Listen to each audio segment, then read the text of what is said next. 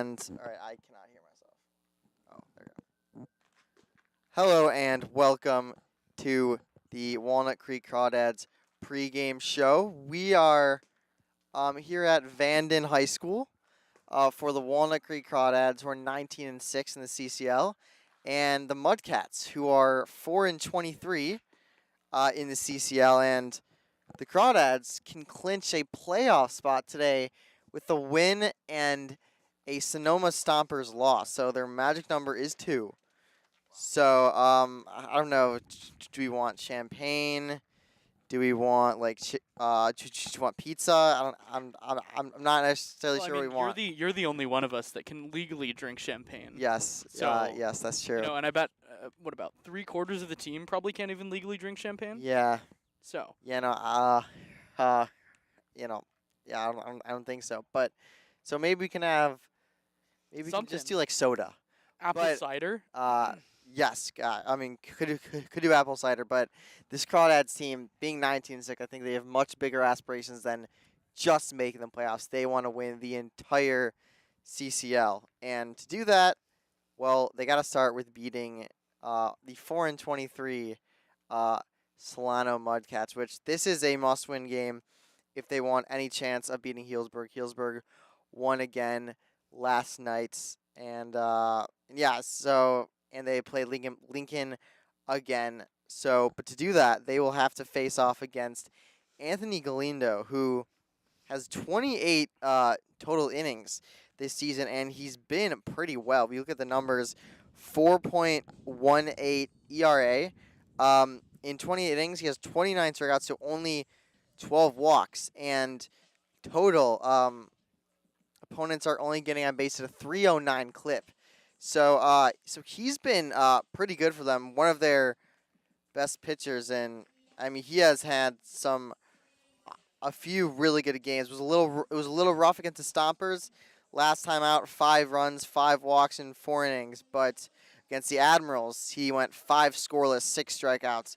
Against the Stompers, June 21st, 5 scoreless, 7 strikeouts. So, what are we expecting, Austin, from the Texas A&M Texarkana product? Yeah, he's a solid pitcher. He's a command righty that's gonna be in the zone a lot. He's got good strikeout stuff, averaging over a strikeout an inning with just 12 walks in 28 innings compared to those 29 strikeouts. So a strike thrower, that's the big thing, and that's what these Solano Mudcats struggle with.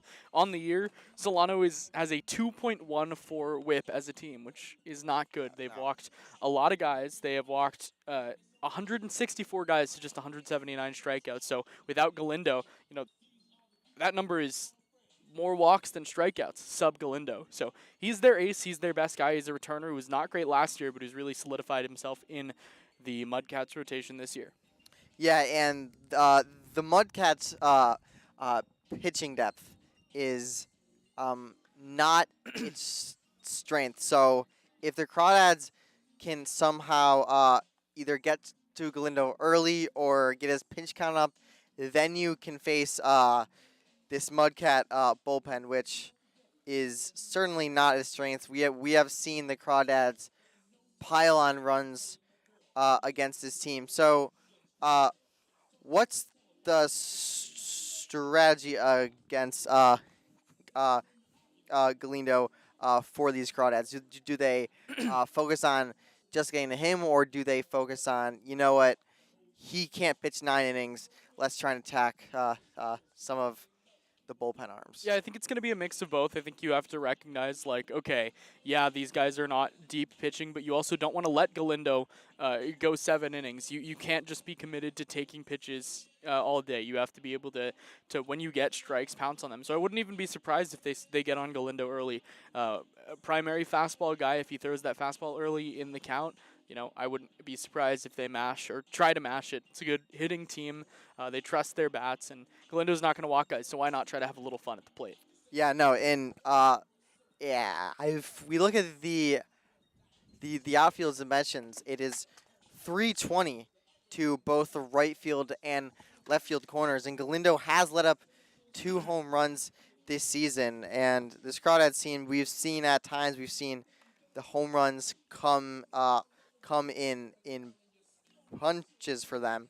So that's definitely a possibility. The home run ball is certainly in play today. But if you look at the pitching for the Crawdads, we have a Tyler Blair start, so going for a bit of a bullpen game today, and there are 7 pitchers total that are on that Brand Cummings uh, has has designated for in the pen. Not only Blair, EJ McGrew, Austin Bergren, Cade Cushing, Jackson Howell, and Ryan Troy, who both pitched a few days ago, and Ryan Spolero. So this is definitely it's Tyler Blair, especially coming off the injuries. What are we expecting? I assume 1 inning, 2 innings, right? Yeah, probably 1 or 2 innings. Kind of something we've seen him do a little more recently is go deeper into ball games. He started the year as exclusively a 1 inning guy, but he's gotten a little deeper, gotten stretched out a little. So I think it would be cool to see him go maybe 3 innings today. But yeah, I think 1 or 2 innings, maybe give the bulk of the innings to Bergren out of the bullpen. Bergren or McGrew have both been stretched out to starter level, or maybe they use this as kind of a quasi throw day for a guy like McGrew and Bergren. Something like live ABs before this weekend in Lincoln. Yeah, and also a chance for Jackson Howell and Ryan Troy. Jackson Howell let up 6 runs in his last inning. Ryan Troy let up 4 in his first inning work, but then settled in much nicer. So a chance for them back at the same place when it was kind of a wild one a few days ago. Really a chance for them to shut the door. The Crawdads are up, but shutting the door for the Crawdads has really been a struggle recently. They've had huge leads in their last 2 games against these Mudcats, and just in the later innings just have not been able to close the door. They let up 8 runs in the 8th and 9th combined last game, and they let up they were up 11-3, and then ended up blowing the lead, and they had to come back from a 12-11 deficit. So, what is it about this Crawdad team, or are we crediting more the Mudcats for staying in there in fighting so well? I think it's a mixture of both. I think that the Crawdads, when you get deeper into the bullpen, like I don't think that there's any hiding that the Crawdads aren't going with many of their top guys. We haven't seen much of Cade Cushing this series. We haven't seen Austin Bergren until today. We haven't really seen Sean Fitzpatrick since that 4-inning explosion against Lincoln. And so the Crawdads are giving a little bit longer of a leash to guys. We've seen Jackson Howell have really good 1 inning since. Same with Ryan Troy. Both of them went multiple innings the other day. So, yeah, I think that there's a mixture of getting tired. Owen Firestone threw 40-plus pitches yesterday after not pitching for really a full summer, or a full spring, I should say. So, it's going to be a little difficult for these Crawdads pitchers to give you some length, but this is the time to do it against a team like the Mudcats when you have those leads. Usually you're not going to give up a 9-run lead like the Crawdads did the other day. So, just try to throw strikes and make things happen, and sometimes the Mudcats will hit it. But I think in the long run, this is going to help as the Crawdads try to extend some of their arms. Yes, and in the long run, when we talk about the playoffs, and you have games back-to-back days and also a 3-game series, you're not going to be able to throw your top arms every single game. So you need a guy like Ryan Troy or Jackson Howell to be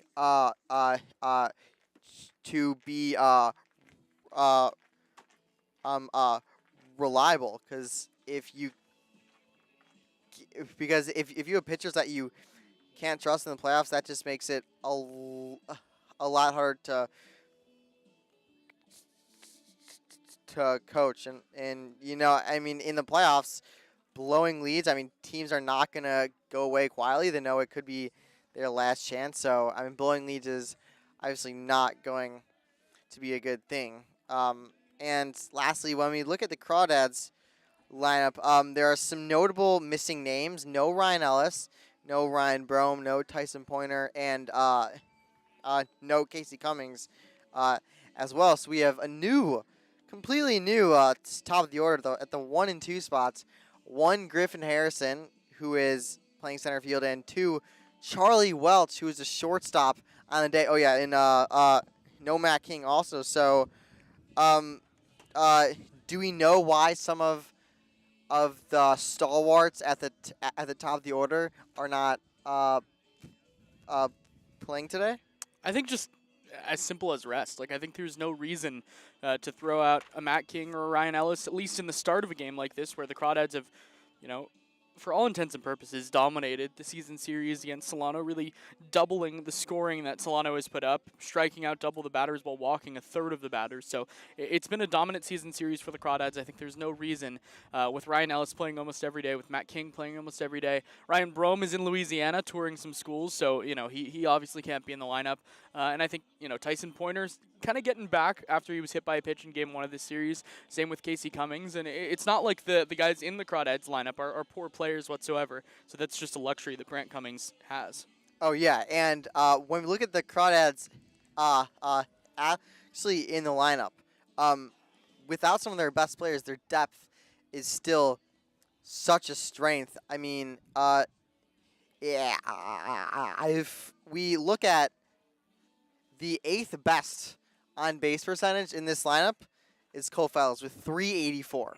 If that's your 8th best on base percentage, then you have a very deep lineup. Of course, the Crawdads have a team on base percentage of 421. So I mean, the depth of this lineup. Was this kind of depth, Austin? Is this something that you were expecting? No, no. To be completely honest, no. I think at the start of the year, Brent Cummings was always talking about, we're still looking for some more dudes. We're still looking for some more guys on this team, but and now the Crawdads have it. It's been super awesome to watch. I didn't think a guy like Griffin Harrison was going to be as good as he's been. I didn't think Charlie Welsh would have the immediate impact that he's had. Nico Button in the 8 spot has been a surprise and a half at catcher, but he's been super fun to watch. Ryder Helfrich's been great. Max Farfan has shown a ton of power, as has Cole Fellows. So it's just a deep lineup, but I can't say I was expecting it, but I love to see it. Yeah, and a guy like Nico Button getting 2 starts in a row. I believe this is the first time we've seen a catcher playing back to back games, and especially it being so hot. I'm curious if Nico Button can again have an awesome game as he had. He went 2 for 4, 2 doubles, a walk. So yeah, and he's hitting 302, which I mean for a catcher you always love to see that. He's walking as much as he's striking out. Nico Button I think quietly has just been so reliable for this team. And Charlie, and it's a really new middle infield. We've never seen it before. Charlie Welch at shortstop, Ryder Helfer at second base. We've seen many iterations of this Crawdads middle infield, but for Charlie Welch, first time playing shortstop for this team, which with not a primary second baseman in Ryder Helfrich, what challenges do they face today?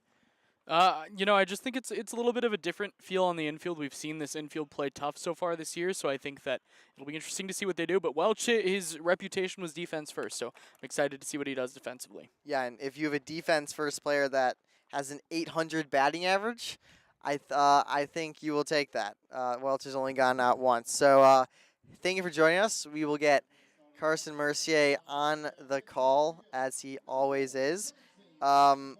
In a few minutes. Game's going to start soon. And thank you for joining us. I'll see you for the post-game show. Thank you.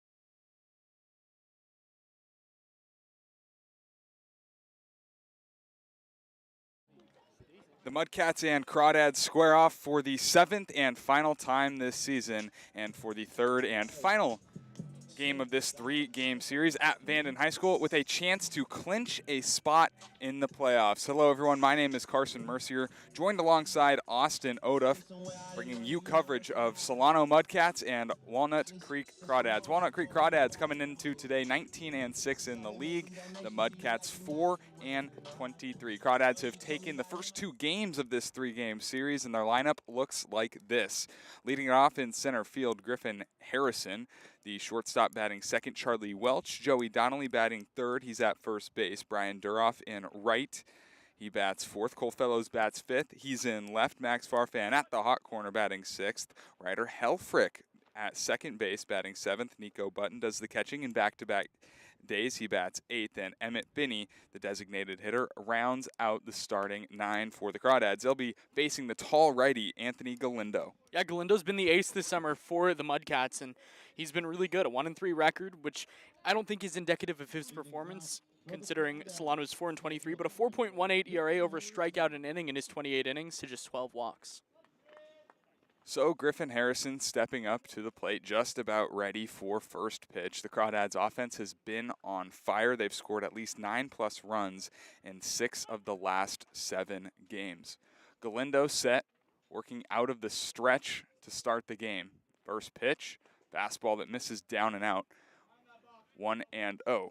Your first pitch time and temperature brought to you by Meadowlark Dairy, trying to hang on to that Old Town vibe since the early 1900s. 93 degrees, 4:57 p.m. first pitch time.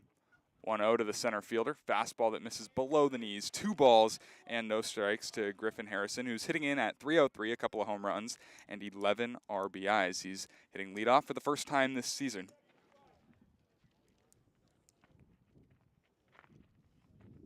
2-0 from Galindo. Another fastball swung on and missed. 2-1.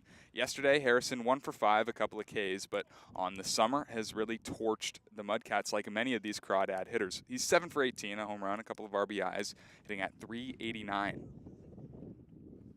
2-1 from the righty Anthony Galindo. Slider misses down and out. 3-1 to Griffin Harrison.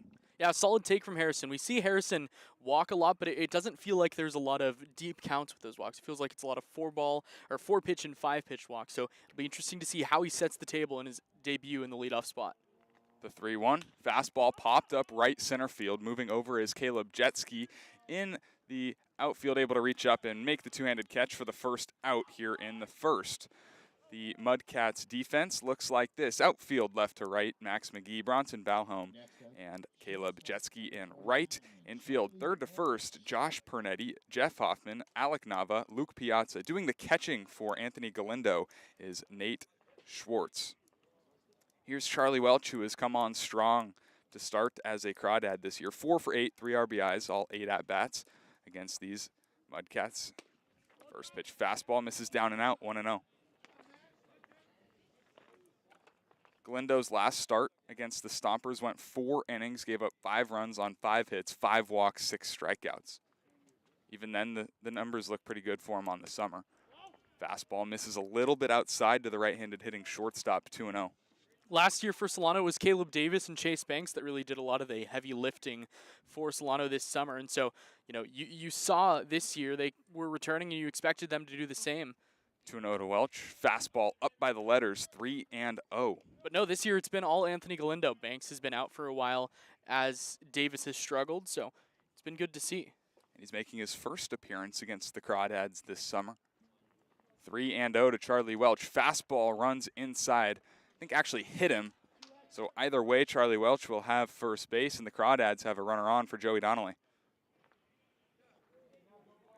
That's what the Crawdads have to do today, put some pressure on.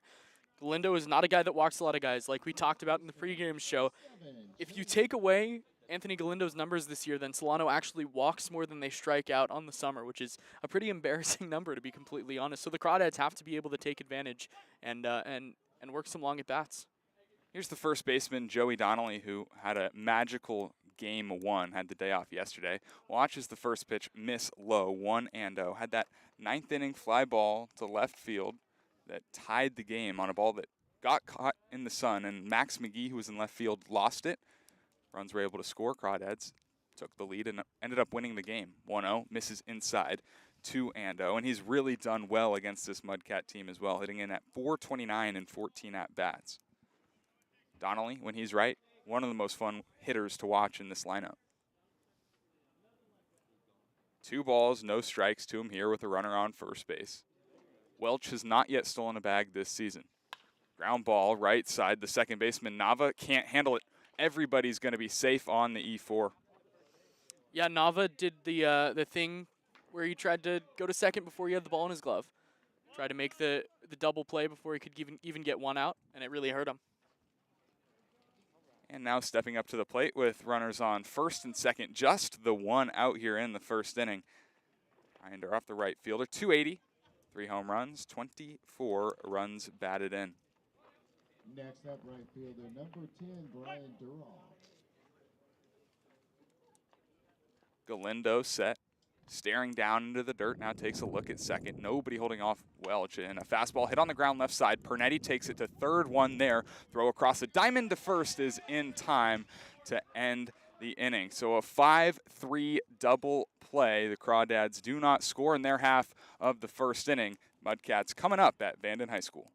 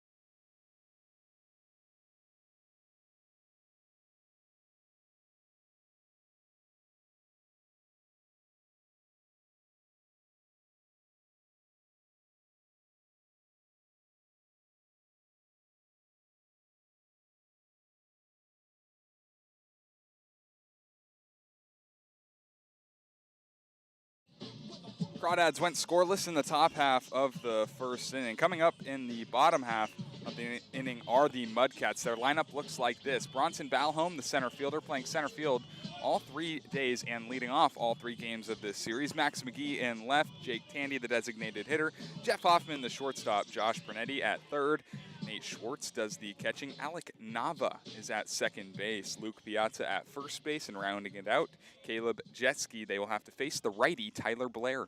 Yeah, it's TB time. He's making his first start of the summer, but he has been spectacular out of the bullpen for the Crawdads. A 1-0 record in his 8 appearances, a 3.29 ERA in 13 2/3 innings. The strikeouts and walks are beautiful. 17 of them to just 6 walks. He's a strike thrower. Fastball, changeup, curveball. The changeup is his bread and butter. It is a deadly changeup that just has so much bottom to it. Really excited to see him start. Excited to see him hopefully extend a little bit as well. Bronson Balholm hits from the left side, leads it off. First pitch fastball misses way high, so 1-0. Balholm on the year has been, well, really good. 290, no home runs, 9 RBIs, but has really struggled against the Crawdads. Has hit for, well, he's 2 for 19, 105 batting average. You take out that and he's hitting 330, 340. 1-0 fastball misses in the same spot, 2-0. Tyler Blair will have to kind of be the pitcher that stops the mess of a pitching staff that has been the Crawdads in this series.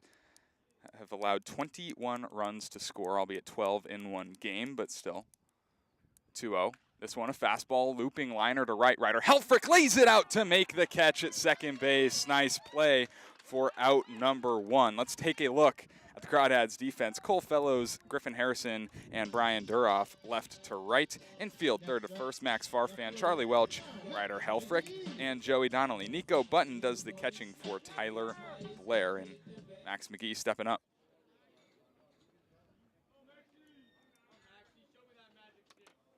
Blair peers over the glove, first pitch, fastball, top of the zone, misses 1-0. McGee 289, no home runs, 10 RBIs, is 0 for 13 against the Dads this summer.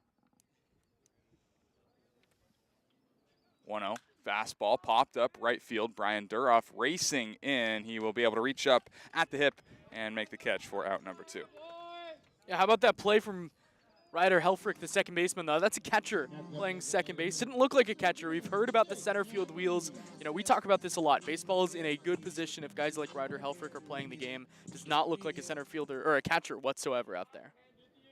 Here's Jake Tandy, who hits in at 324, a home run and 9 RBIs from the right-handed batter's box. Blair working quickly. First pitch fastball in there for a strike. First pitch strike for Tyler Blair.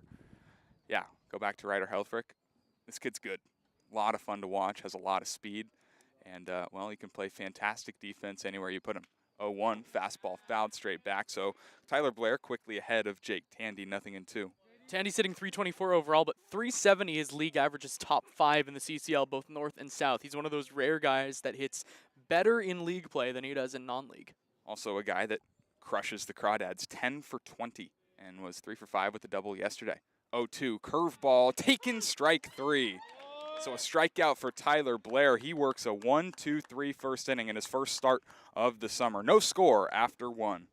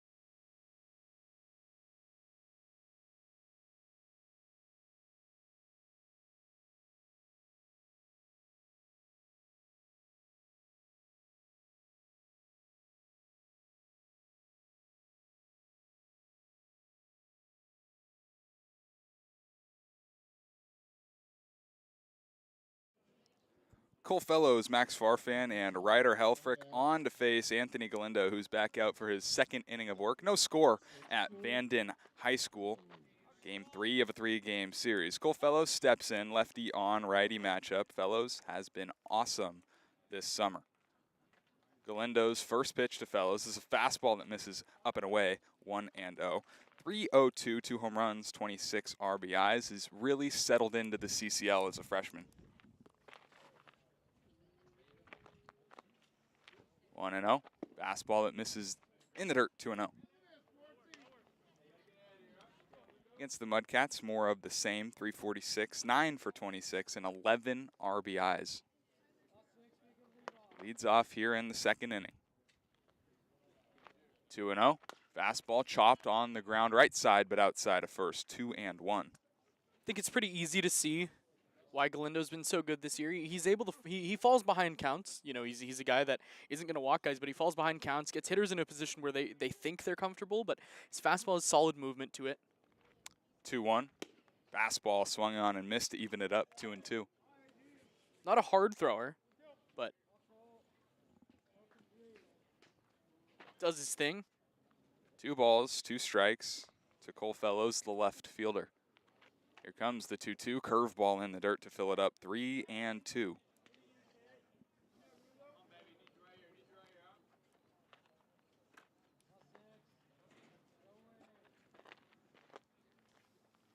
count pitch to Cole Fellows. Slider popped up, foul ground. Josh Pernetti gives it a look, takes the hat off, and watches it land on the warning track in foul ground. Was never really going to give that a full effort, so we'll do the 3-2 pitch again.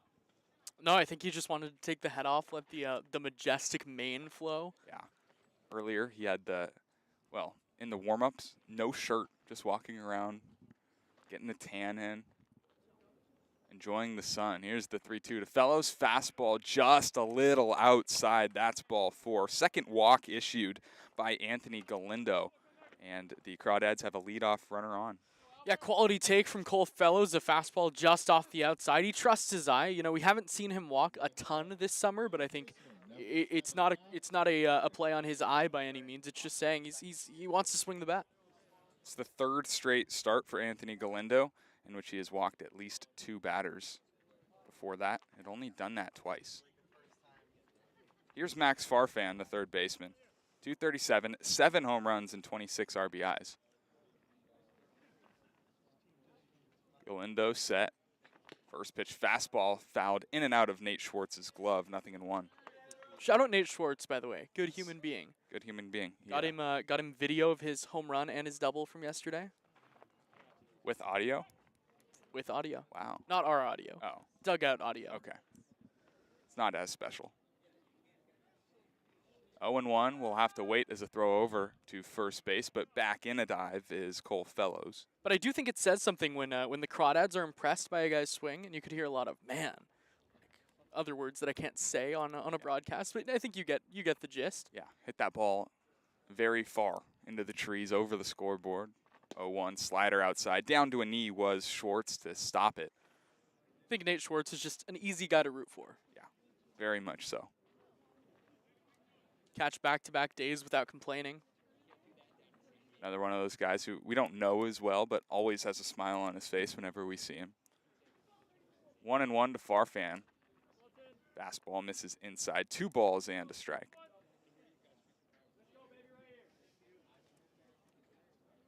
Pretty sunny day here at Vanden High School. The sun beating down, not a cloud in the sky.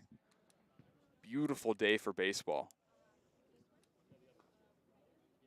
Fellows does some dancing off first. Galindo sees it, a throw over, but he's safe. Very, very close. Luke Piazza may be a little late to put the tag down. Yeah, I thought he got him. I did too. Fellows might have gotten that right hand in, maybe or the left hand, I should say. Maybe the oven mitt helped a little bit. So we'll do the 2-1 to Max Farfan. Here it comes, fastball, top of the zone, and it's a strike to even it up, 2-2. A little bit of a late strike call, but definitely a pitch that should have been called a strike. Tough to tell from here with our angle, but it seems like zone maybe a little bit smaller. So far seems consistent. Here's the 2-2 to Farfan. Fastball just a little bit down, maybe a little outside. 3 balls, 2 strikes. Looked to me like Galindo went off speed there. Maybe a little bit of a harder slider, maybe a cutter on the outside. Farfan took it all the way, but a pitch that probably could have gone either way. Good take by Farfan. Good at bats so far for the Crawdads today. Back-to-back full counts. Runner goes off first. Pitch is swung on and missed. The throw down to second is up and past second base into center field. A stolen base and a strikeout swinging. There's 1 out. Runner in scoring position for Ryder Helfrich. First strikeout for Galindo. Looked like he went back to that off-speed pitch after trying to go to that same spot on 3-2. This one caught a little more of the plate. It was really a hanger, but Farfan just couldn't figure it out with that swing. And here's my pick the stick. Ryder Helfrich, the second baseman, appeared in game 1, went 1 for 1. A couple of walks. First pitch to Helfrich is a check swing, foul ball, 0-1. And I think even though the numbers look great for Ryder, 6 runs batted in and his limited action, a .333 average, he's getting on base half the time. Still don't think he's pleased with what he's been doing so far at the plate. Wants a little more power at the plate. We're both excited for what this guy's going to do against the Potters and Healdsburg. 2 big series coming up against those 2 teams. 0-1, slider that misses high, 1-1. The Crawdads trail the Healdsburg Prune Packers by 3 games in the North. The Prune Packers a couple of days ago clinched a spot in the playoffs.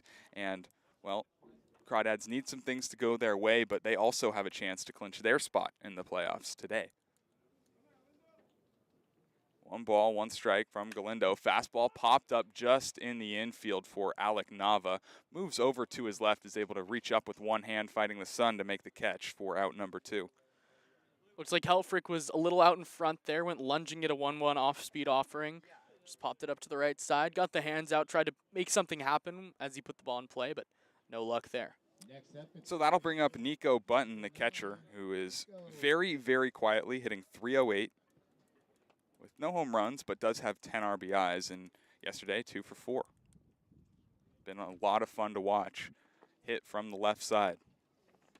First pitch, fastball grounded up the middle. Alec Nava will watch Jeff Hoffman cut it off and throw to first to retire the side. So leadoff walk for the Crawdads in the second. After that, they go down 1, 2, 3. They don't score. We're going to the bottom of the second. 0-0.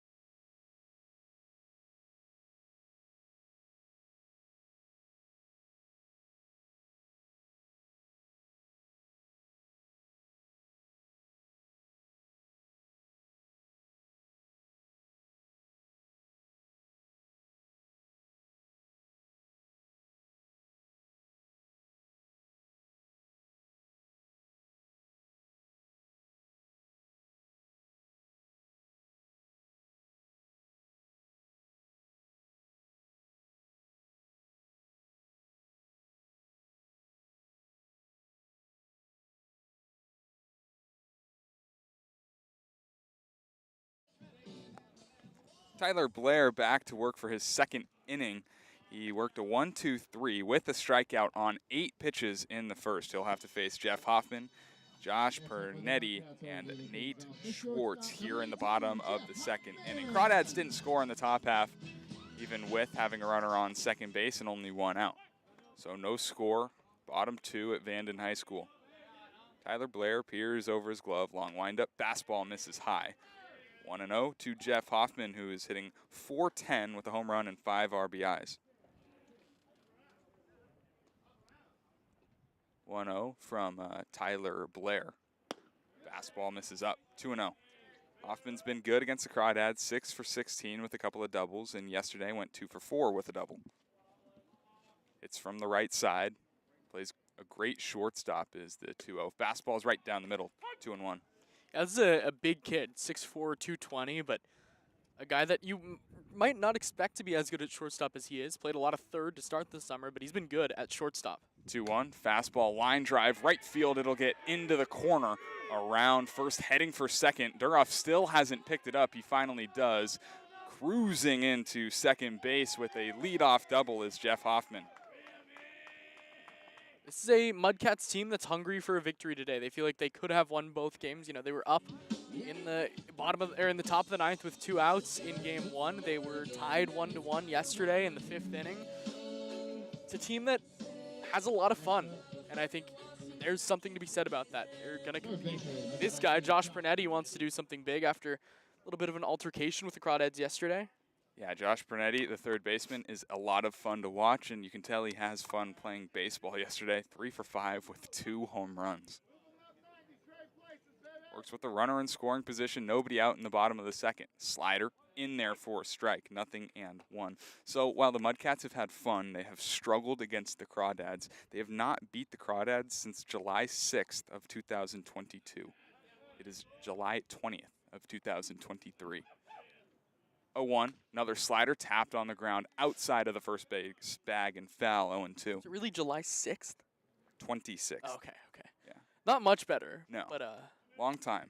almost exactly a year. And they haven't won a game since June 28th of this year. Been rough going. 1-9 in their last 10, but albeit they have fun and they compete. This series, I think especially, it hasn't felt like they were out of any of the No. games. Not at all. No balls and 2 strikes to Josh Pernetti. Blair, a long look to the plate. Now delivers the 0-2. It's hit hard on the ground right at Farfan. He'll take a peek at second, then go to first for out number 1. Jeff Hoffman did not advance. Could not advance. Yeah, Pernetti hit it pretty hard. It looked like Farfan was almost surprised by it. It was a pitch up high that usually you expect Pernetti to elevate, Catcher number 10. but hit it into the ground, hit it hard right at Farfan, was able to keep the head down, make a play. And here's Nate Schwartz, the catcher, hitting in at 247, 4 homers, and 22 RBIs this summer. 2 for 5 with the home run and 5 RBIs yesterday. First pitch is a curveball that has Nico Button jumping out of his crouch to get 1-0. Slipped a little bit. Yep. Excusable.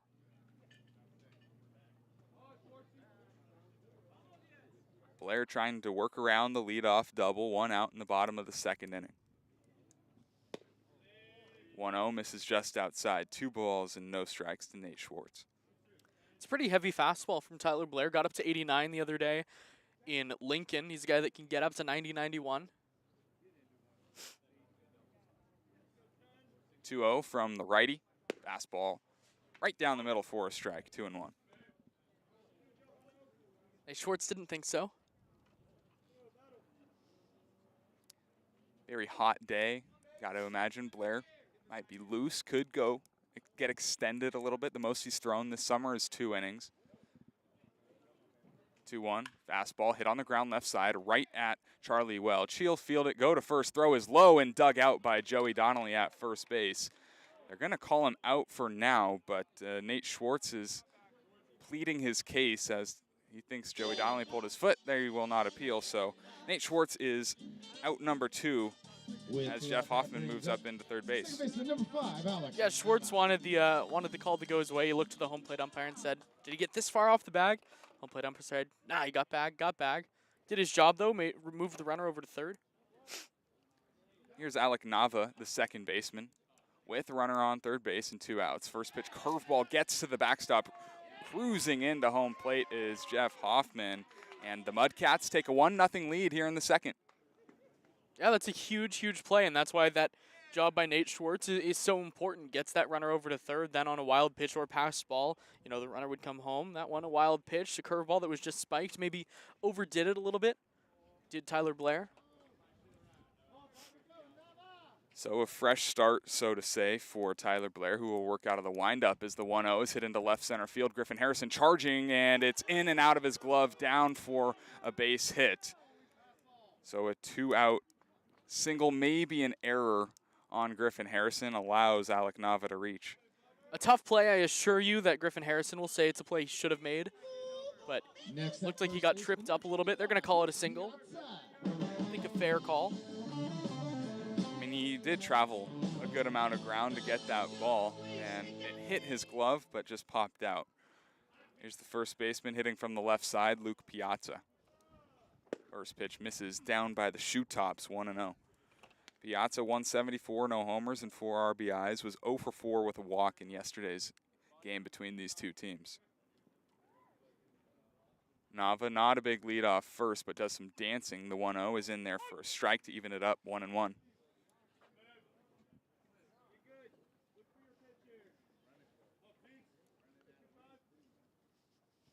Infield, outfield, straight up for the Dads with 2 outs in the bottom of the second. Change up by Tyler Blair, swung on and missed, 1-2. Again, that's the bread and butter. That's the kill pitch, just a change up that has the bottom drop out of it. And he's able to use that in any count. That's when he's at his best. 1 ball, 2 strikes, 2 outs, bottom of the second inning. The Mudcats have a run here and have taken the lead. 1-2, swung on and missed, strike 3. So A double comes around to score for the Mudcats here in the second inning. They take a 1-0 lead after 2. We're going top 3.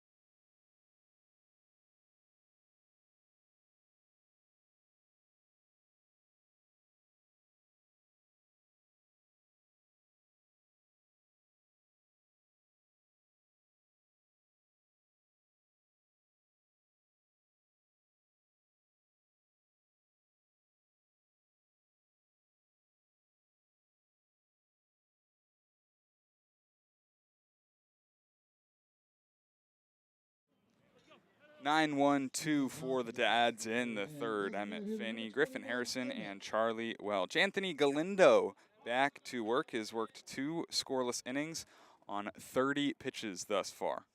Righty on righty matchup for Emmett Finney, the designated hitter. First pitch skips in before home plate. They'll appeal down to first base, but no swing, says the first base umpire, who we don't have a name for. Emmett Finney, 185, a home run, 7 RBIs. Home run came against this very team in a 25-3 win at Monte Vista High School. 1-0 from Galindo, fastball up and in, but it's called a strike, 1-1. Yeah, pitch just below the letters on the inside. I thought it was more in than up, but got the call. Yesterday, Finney had a 2-out base hit, scored in 2 RBIs. This one is popped up to the right side and onto the football field, 1-2. A little late on the solid slider there. I think that's a pitch that Finney can do a lot of damage with if he's looking for it. We know the power that he has. A lot of power. It just hasn't come out yet this summer. 1-2 from Galindo, another slider. This one way outside, 2-2. You know, he had a home run robbed in Sonoma. 2 home runs looks better than 1, Yep. obviously, but we've seen it. You know, we know it's there. 2-2. Galindo working out of the stretch with nobody on. A slider in the dirt. They're going to say he went around. So the second strikeout for Anthony Galindo is out number 1 here in the third. Yeah, when you can hold any Crawdads lineup to no runs through the first time through the lineup with 2 strikeouts and no hits, you're doing something right. So second time through now for Anthony Galindo. It's Griffin Harrison who flew out to right field to lead off the game. Popped up on a 3-1 count. First pitch fastball just below the knees, 1-0. Looked like a pretty good pitch from Anthony Galindo. It looked a little low to me.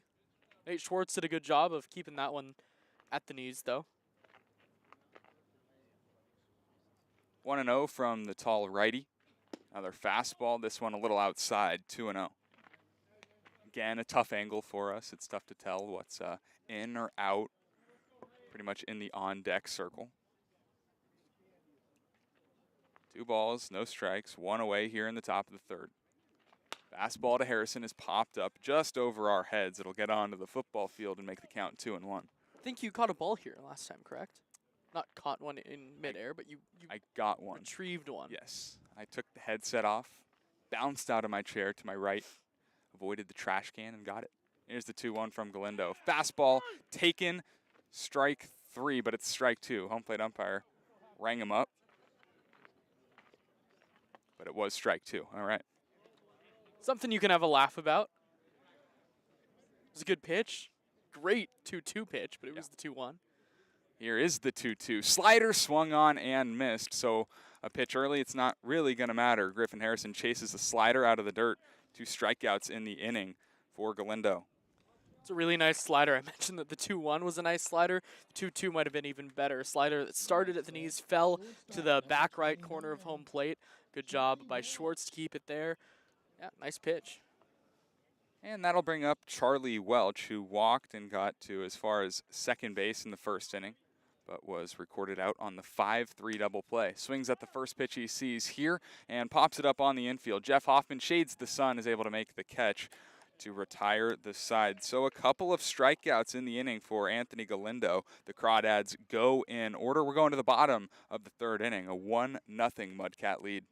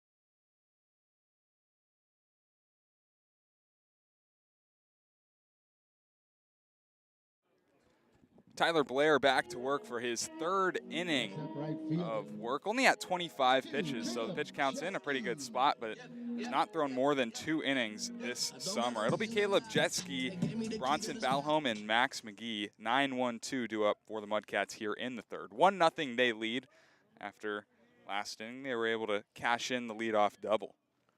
First pitch to Jetski, high and up above the head, 1-0. Feels like a lot of the time today, Blair's missed with that first pitch fastball high on the arm side.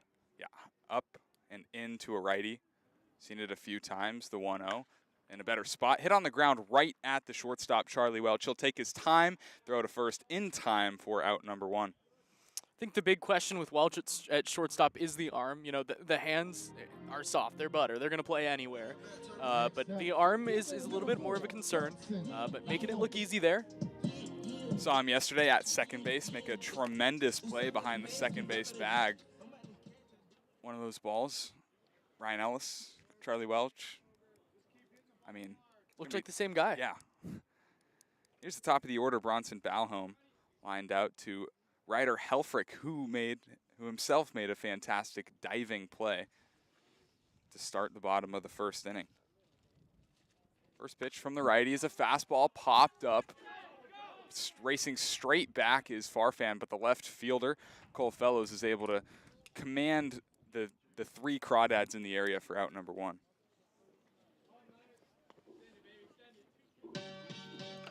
Yeah, really tough play there for the second out. Farfan was sprinting back, or Welch was sprinting to his right, but you know, the player that's supposed to make that play always is the left fielder, if he can. And that'll bring up Max McGee, who will try to get something going here in the third. The Mudcats have gone down the first 2 batters. First pitch fastball, he's swinging and fouls it straight back, 0-1. Yeah, just 4 pitches so far this inning. Blair, you know, we said, okay, we don't know how many more than 2 he's going to go, but if he, you know, gets through this guy in 2 or 3 more pitches, maybe he'll go to a 4th inning. 0-1 to Max McGee is a slider down and out. 1-1. So Max McGee flew out to right back in the first inning. He's 0 for 14 against the Crawdads this summer. And this is a Mudcats team that, all in all, has hit Crawdad pitching pretty well. 1-1. Slider high and tight, 2-1. Hitting 241 this summer against the Crawdads are the Mudcats. They're striking out a lot. They are. But, have been really solid, especially in these last couple games. Here's the 2-1. Fastball line drive into left field, a base hit. So the first hit of the summer against the Crawdads for Max McGee comes in the 3rd inning. Yeah, waited till the last game that these two teams played to do it, but that's, the first one is all that matters. Get one. Set it up for Jake Tandy, who's one of the best players on this roster. Tandy, not a guy that struggles against Crawdad pitching, although he did strike out looking to end the first inning. 10 for 21 against the Dads on the summer. Not a big lead for Max McGee off first base. Starting to stop, slider misses one, outside 1-0. I think, if Tyler Blair were to stay in the rotation for the Crawdads this summer, the one thing that he would have to shore up is those first pitch strikes. Not a lot of them today, yeah. 3 of them so far. 1-0, fastball outside, 2-0. It's now the 13th batter he's faced, 10 first pitch balls. 2 balls, no strikes, 2 outs, a runner on first base, 1-0 Mudcats lead. Blair set, delivers a fastball that misses by the letters, 3-0. They're starting to tire a little bit when you're starting to miss up high. It means the arm's hanging sometimes. Releasing a little too early. Retired the first 2 batters of this inning, then a 2-out single by Max McGee. Now he's in a 3-0 count to Jake Tandy, and the 3-0 misses 4-4. So the single, now a walk. Runners on first and second for Jeff Hoffman. Would not be surprised if the leash is relatively short for Tyler Blair today, but they're going to keep him out to face Hoffman, who has the hardest hit ball of the day, a scorching double down the right field line. The first walk issued by Tyler Blair as Jeff Hoffman steps up. And like you mentioned, doubled in his last at-bat, came around to score the game's first and only run to this point. Second baseman Helfrich holds on the runner on second. First pitch fastball, misses high, 1-0. Good job by Nico Button to head out to the mound, talk to his pitcher. It looks like he might be getting squeezed just a little bit, but obviously you don't want to have to be in a position where you're worried about getting squeezed. Yeah, we talked about the zone, maybe a little bit smaller today. Overall, it seems pretty consistent. No real complaints thus far. Nico Button back behind home plate. We're ready for the 1-0. Blair, a deep breath. Now the 1-0. It's outside, 2-0. So like I was mentioning a little bit earlier, this Mudcats team has been pretty good against specifically the Crawdads. They've scored 5.85 runs per game. That's on average against the Walnut Creek Crawdads. In all other games, 4.76, as this one is hit under the glove of Joey Donnelly into right field. Being waved around from second base is Max McGee. The throw is not in time. They take a 2-0 lead on the E3. Yeah, ball that Donnelly should have really gotten to. The Cal guy not helping out his current Cal Baird teammate on the mound. A ball that I think, he gets down, he gets to a knee to try to make that play, keep the ball in front of him. That's all you need to do in that situation. Jake Tandy moved up to third base on the error. So the Mudcats have runners on the corners. 2 down for Josh Pernetti.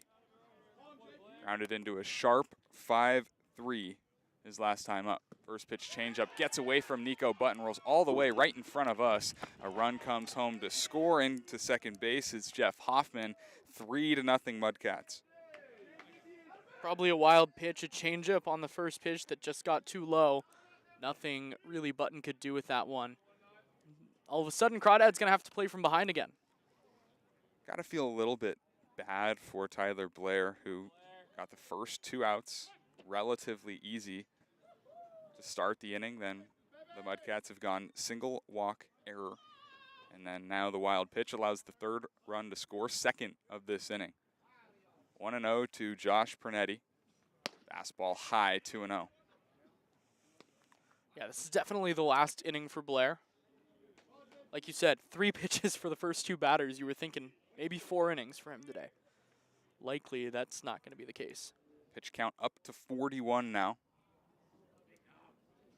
2-0. Fastball misses high. 3 balls, no strikes to the lefty, Josh Pernetti.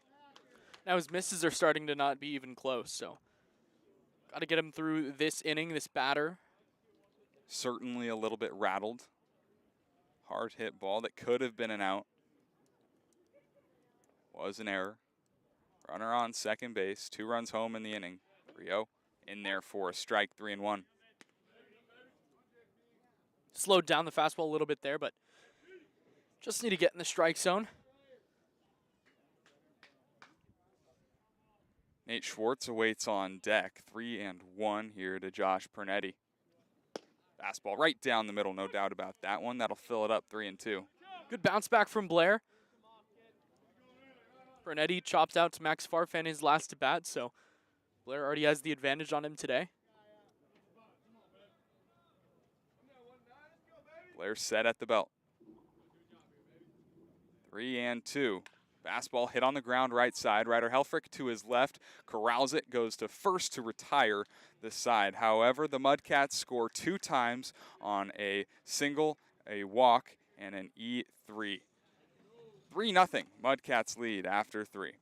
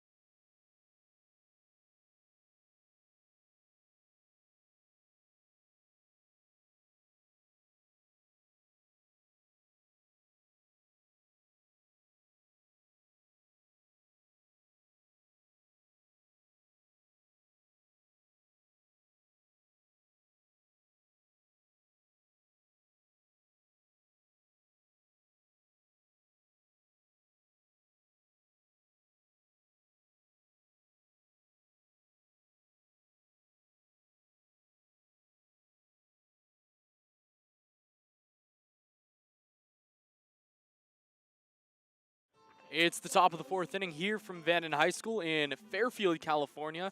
Welcome back to the broadcast. Austin Oda, Carson Mercier on the call. Joey Donnelly, Brian Duroff, Cole Fellows to hit for the Crawdads, who trail it 3-0. The Mudcats haven't lost or haven't won in almost a month since June 28th. The Crawdads haven't lost to the Mudcats in almost a year, since July of last season. And a familiar spot for the Crawdads here. They've trailed to this very team at this very stadium multiple times, so time to battle back. First pitch to Joey Donnelly is a fastball down 1-0. Donnelly reached on an error in his first at bat. Reached second, but it was the end of the inning as Brian Duroff promptly grounded into a double play to end the first. It's 3-0 here in the top of the 4th now. The 1-0 to Donnelly is outside, 2-0.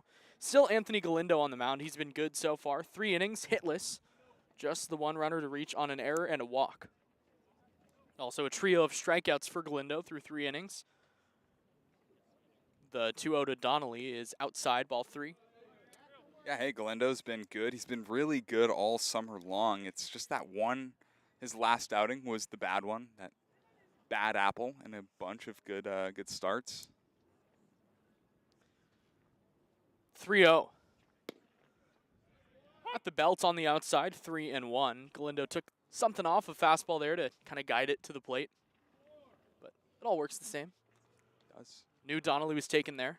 See if he has the green light on 3-1. Here it comes to the plate. It's outside, ball 4. The world may never know. A good start to the 4th. What happens to a leadoff walk? Well, we don't need to explain that to you. You already know. And just a good at-bat. Not really going out of the zone. Not going to throw you strike. Wise swing. Brian Duroff saw 1 pitch in his first at bat, grounded 1 to third. Josh Pernetti took it to the third base bag and then threw it across the diamond for an inning-ending double play. Bats here with Donnelly on first, no outs. Anthony Galindo sets at the letters. Now the first pitch to Duroff is on the outside at the knees with a fastball called strike 1. Quality color from Cole Fellows there. Said it looked down. You're like right next to the field mic. Pick up everything you're saying. Yeah. Keep it clean. 0-1, runner goes. It's off the outside. Schwartz will have no throw to second. It's the CCL leading 14th stolen base of the summer for Joey Donnelly. Hey, guy's a speed demon, and you know what? All jokes aside, he does a very good job of just reading the pitcher, timing him up. Yeah, it's easier to time a guy up off of second base, but you can do it off first too, and that's just what Donnelly does. He takes advantage of pitchers getting a little bit lazy. 1-1. Duroff takes a slider off the outside. 2-1. You know, for a long time, Donnelly was leading the CCL North in stolen bases. Now he leads the entire CCL. That's awesome. That one tied Gianni Horvat.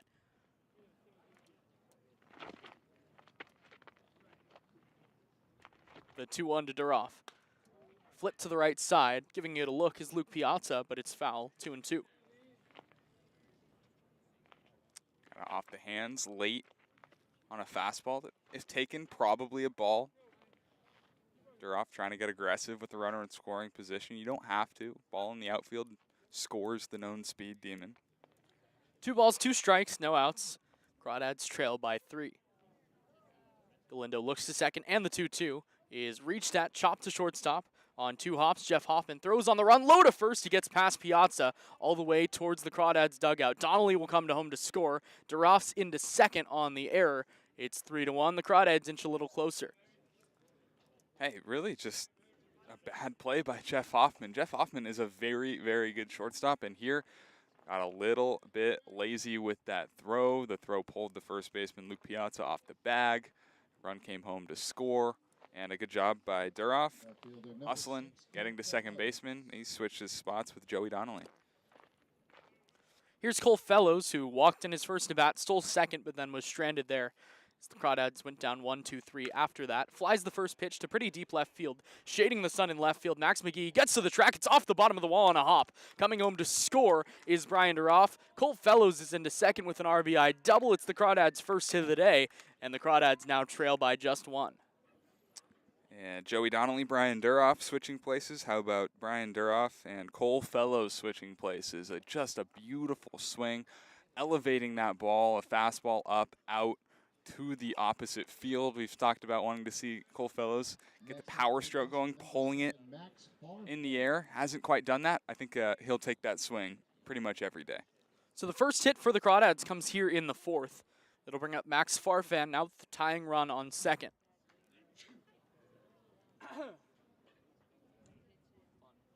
First pitch to Farfan. Slider outside edge at the knees, 0-1. Galindo's been solid. Just one of those 2 runs earned. The 0-1. Below the knees with a fastball. Good take by Farfan. 1-1. Farfan's a guy that his eye is starting to come around. We saw he was kind of wildly swinging and missing at stuff earlier in the summer, and slowly but surely he started to get more compact in the zone, take that one pitch that he wants, and now he's hunting one pitch, one spot. 1-1. Fastball at the knees, but call the ball maybe a little low, a little outside as well. 2-1. And he's just become so much more of a complete hitter. And right now, it's fun to watch him go because, I mean, he's not really chasing at all. In a hitter's count here, the 2-1 is below the knees and off the inside. 3-1. He's got a lot of pop, looking for something up in the zone. That fastball up, curveball down mentality. If you see something up, he's gonna let it fly, and he's done it. The 3-1. Tight ball 4. Doesn't really have to work in that at-bat. Took the first pitch, then saw 4 straight balls, and it'll call for a mound visit. I think that's a good time to take a little peruse. Wow, already. And the 4th? It's the 4th. It's early. I mean, it's late-ish. Yeah, it's middle-ish. I mean, there's no other games going on, so maybe not. Yeah, that's what I was thinking. The next game, what, starts at 6? Yeah, so in about 10 minutes. Okay.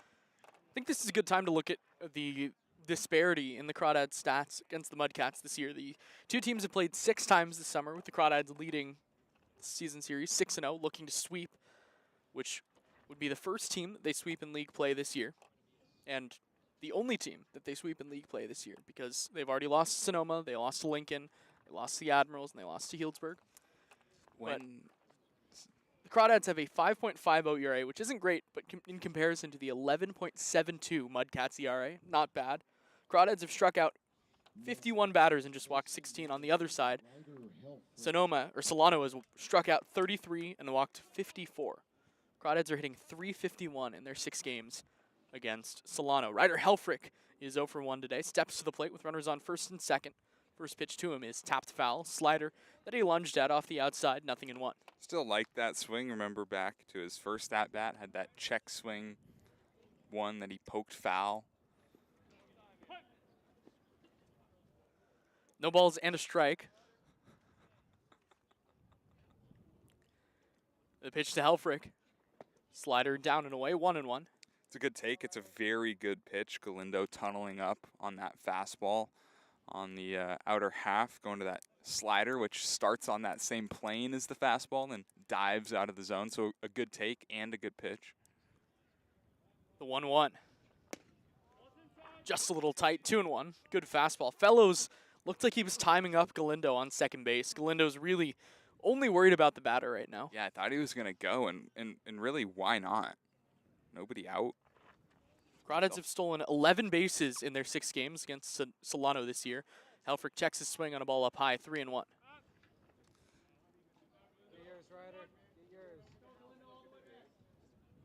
It's 3-2. Crawdads trail by 1, but they're threatening again with runners on first and second, still no outs, and a hitter's count to Ryder Helfrich. The 3-1. Helfrich takes, just a little outside, ball 4. Bases are going to be loaded for Nico Button. The most impressive things about Ryder Helfrich is just how unselfish he is. He's okay with taking a walk. This guy walks a ton. 2 walks in game 1. Walk today. Just gets on base, finds a way. And I want these pitchers to start throwing him strikes because he can mash. He can really mash. Here's Nico Button with the bases loaded and no outs. Button has been solid with runners in scoring position this year. First pitch is up high, 1-0. A .235 hitter, but he has a double. 6 runs batted in, a pair of walks. Ahead in the count, 1-0. Again, no outs here in the top half of the 4th. Crawdads trail by a run, the 1-0. Button grounds it to second base, could be 2. Nava up with it, goes to second, 1. Hoffman back to first, it's not in time as Button beats it out. It's an RBI on the fielder's choice. The run comes home to score, and we're tied at 3. Not exactly the most ideal there for Nico Button. Hit it on the ground right at Alec Nava, and I think he bobbled it a little bit. Nava, you saw that little hesitation trying to flip it to second base, and kind of had Jeff Hoffman on his heels a little bit, trying to get that out super quick. Could not get it off in time, and the Crawdads tie the ball game. Time is called at the dish as the home plate umpire looks like he got something in his eye. That's unfortunate. Looks like it might be sweat, honestly, because he's wiping it off. It is hot today. It is very hot. Not shaming at all. No, I've been there. I sweat on the broadcast. So much. Yeah. You're saying I do? Yeah. Wow. Yeah. Here's Emmett Finney with runners on the corners, 1 out. First pitch to Finney. Runner goes from first. It's a strike at the knees, and actually staying at first is Nico Button. 0-1. That's unreal. We've talked about this. Wow. I'm kind of hurt. It's Button on first, Farfan on third. Again, a tie ball game now. Big spot for Emmett Finney. The 0-1 is down low, gets past Schwartz. Coming into the plate is Max Farfan. He's going to score without a throw, and it's 4-3. The Crawdads take the lead on the wild pitch. They're doing it any way possible. And wild pitch, an error, yeah, but hey, they have the lead. It's a ball and a strike to Emmett Finney, now with the runner on second. Finney, an .837 OPS with runners in scoring position, albeit only in 13 at-bats, but 5 runs batted in. 2-0 is lined up the middle. That's a base hit for Emmett Finney. Button is going to be held up at third, but a good piece of hitting by Finney puts runners on the corners and still just 1 out. Emmett Finney, 2 for his last 3. Starting to heat up. Solid looking swing brings up Griffin Harrison. Harrison, the 8th Crawdad to hit this inning. We've seen these teams bat around. Yeah. Both of them. Yes. With one out there. Gets ugly at times. And it seems like in this series, it's not just a run every couple innings, maybe a 3 or 4 spot. It's 4 and 5 in 6, 7, 1, 9. 9, 10 yesterday. Here's Griffin Harrison, takes the first pitch just above the letters. A ball and no strikes. Scoring in bunches. It's a key. Harrison's 0 for 2 today. Hits with runners in scoring position.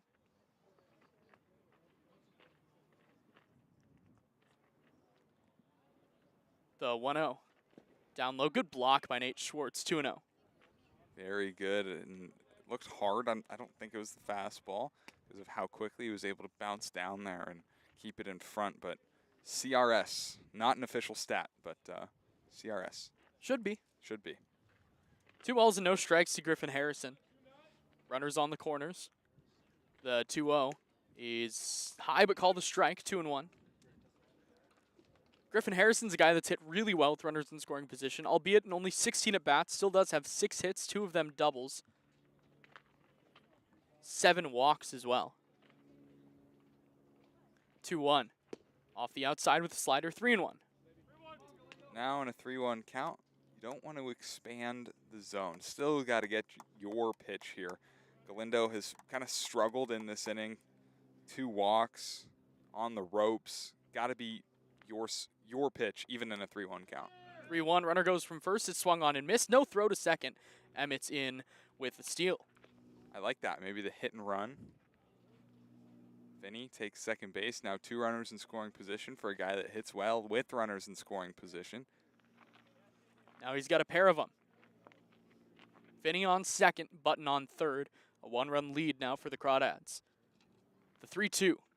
Swung on and missed. Good slider by Galindo. It's his 4th strikeout of the day and a big out number 2. Went to the slider and a good one. Back-to-back sliders. Next up, shortstop number On the outer half, a tough pitch. Harrison has to be swinging, has to protect. Just couldn't come up with it. I'll bring up Charlie Welch, who's 0 for 1 today. But Welch, 3 for 3 with runners in scoring position this summer. Very small sample size, but Been fun. Yeah. Getting the job done. again, Button on third, Finney on second. First pitch to Charlie Welch is off the outside with a slider, 1-0. Likely Galindo's last inning today. He's up to 73 pitches now. Or excuse me, 74. This will be his 75th. The 1-0. Just below the knees. Good take by Welch, 2-0. Welch, the 9th hitter to hit this inning. Donnelly led off with a walk, stole second base, was moved to third on Brian Duroff's error. Actually came home to score on that error. Cole Fellows doubled home a run. Max Farfan walked. Ryder Helfrich walked. Nico Button chopped into a fielder's choice. Emmett Finney singled. Then Griffin Harrison struck out. 2-0 slider outside, 3-0. So the second straight 3-ball count. Let's see if Charlie Welch can, I don't know, work a walk, get Donnelly up to the plate. 3-0, probably not swinging. Let's see if he got the message. Here it comes. It's at the top of the strike zone with a slider, 3-1. Probably not a pitch that he would have swung at either way. 3-0 slider. Interesting. Very, very interesting.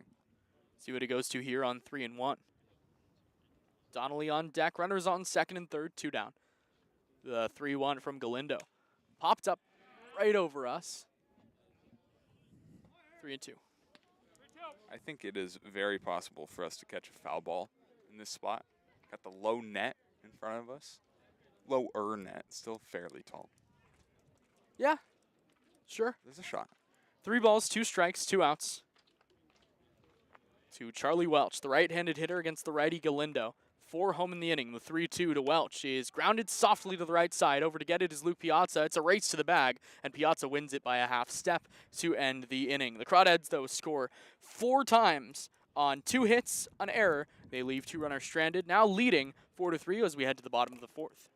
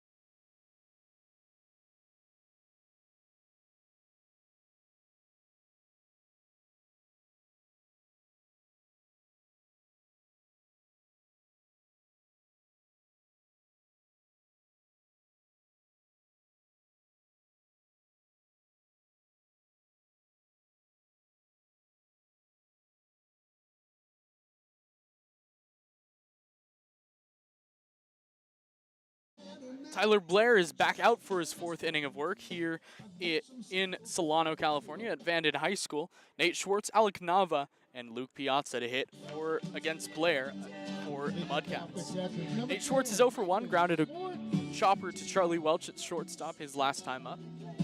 Crawdads scored 4 in the top half of the 4th inning to take their first lead of the game.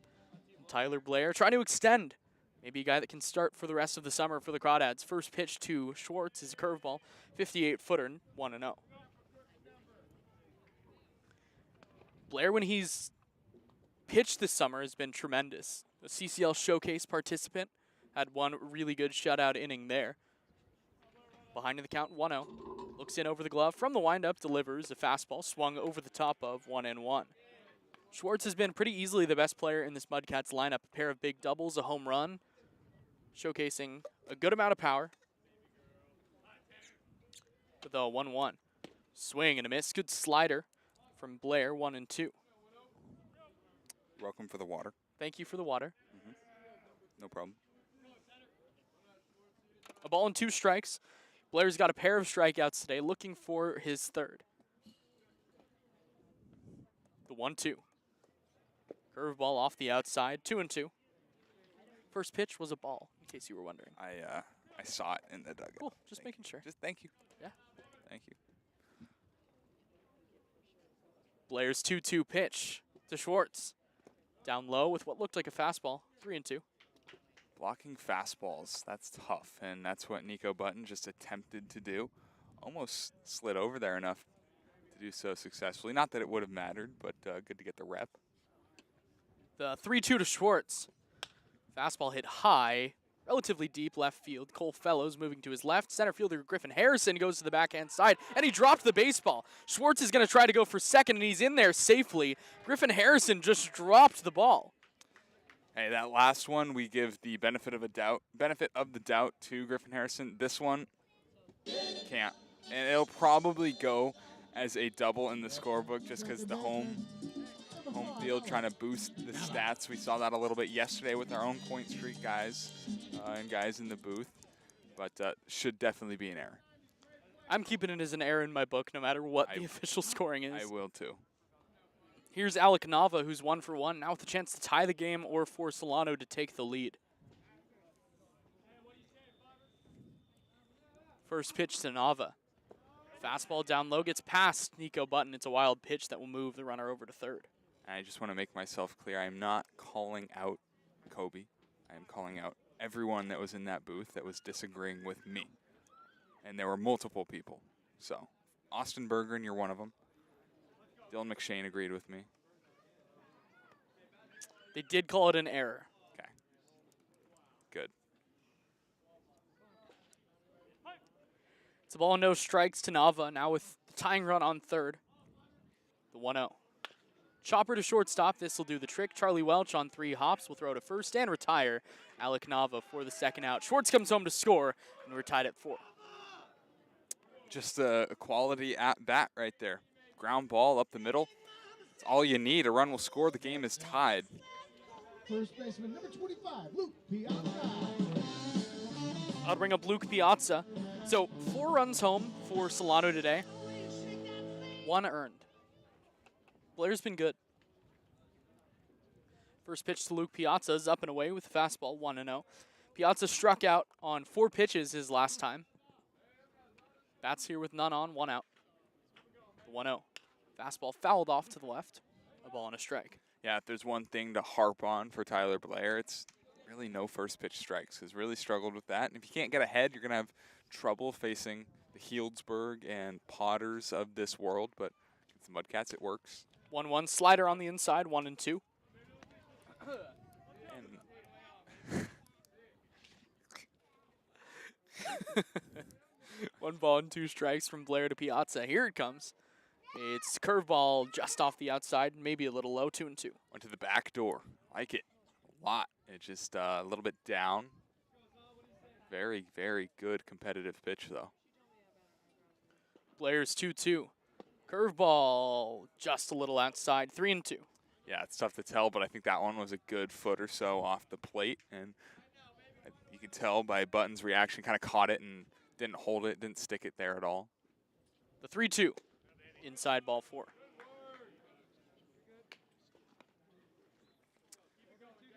Yeah, not exactly what you want to do right there, but that's what happened. So now you get to work through some more adversity, and it actually looks like it'll be the day. Brent Cummings is going to head to the mound. It looks like this is the day for Tyler Blair. We'll see if anyone comes in from the Crawdads bullpen. Brent Cummings loves to do this. He loves to go out and, have a conversation with his pitchers. And I think that's the big point of summer ball, is to let your guys know, hey, I trust you in a spot like this. What can you give me? Yeah, and Brant is very, might not say a lot, but he will say something very important, and it looks like that's probably what he did. Got his message across nice and quick, shows the confidence, lets Tyler Blair go back out with the confidence that he needs to get a ground ball. Because again, one ground ball, you're out of this. Caleb Jeske grounded into a 6-3 putout his last time. Might be the last batter for Blair no matter what. Runner on first, 1 out. First pitch from Blair. Fastball just off the outside, 1-0. Not a strike, but competitive. So it's a good bounce back pitch, even though it was a ball.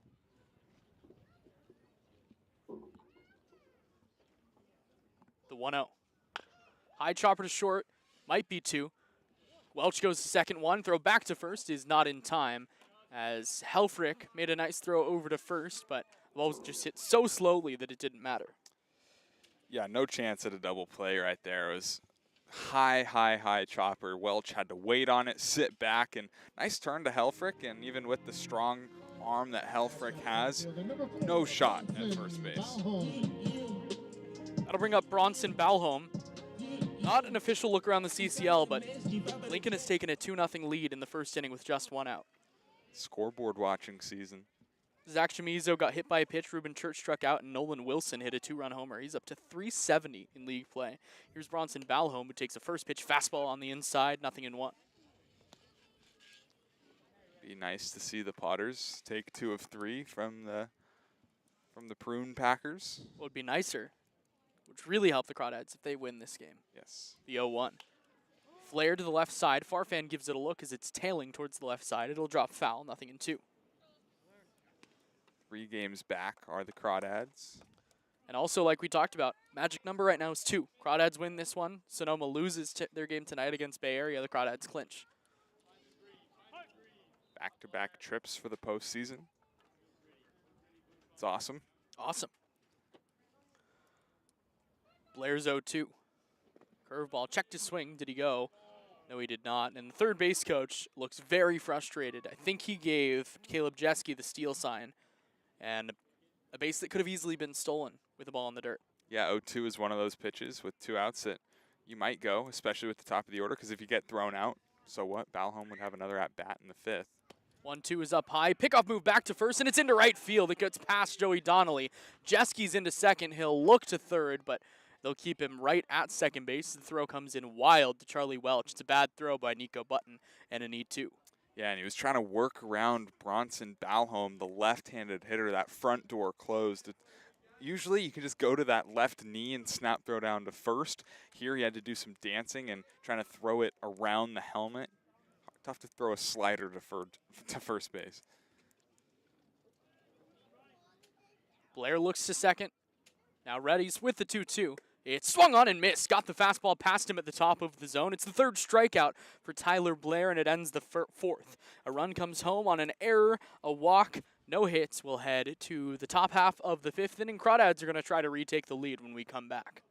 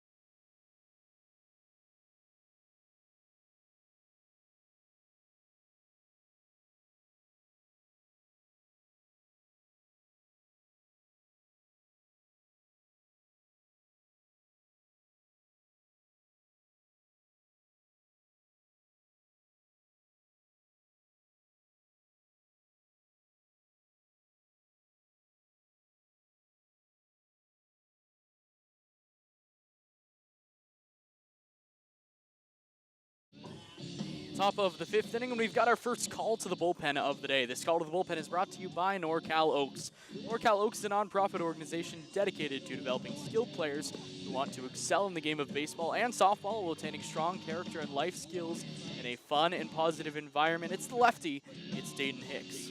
It's Dayton Hicks, yes, the lefty, 5'10", 165 from Vacaville, California. Went to Diablo Valley College. And, well, he has struggled on the summer.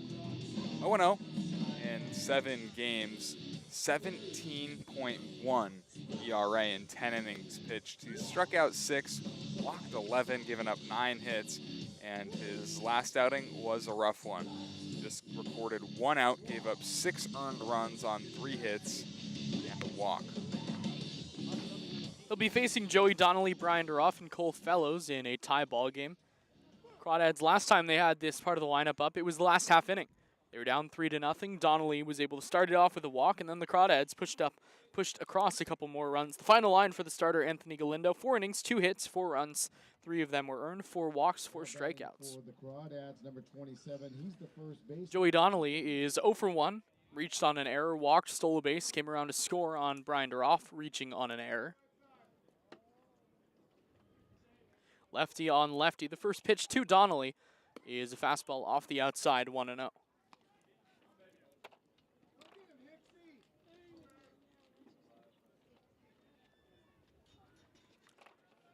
Hicks a long wait, now sets at the belt, works exclusively from the stretch, the 1-0. Is a curveball that comes in and hits him. Looks like on the right elbow. Donnelly's going to take his base. Doesn't really want to, but it's not up to him. Even with that elbow guard, it's never going to feel good, and it doesn't there. He will take the 90 feet. Brian Duroff with the chance, a runner on. Another good start. Seems like every time the Mudcats do something, the Crawdads always find a way to respond in the next inning.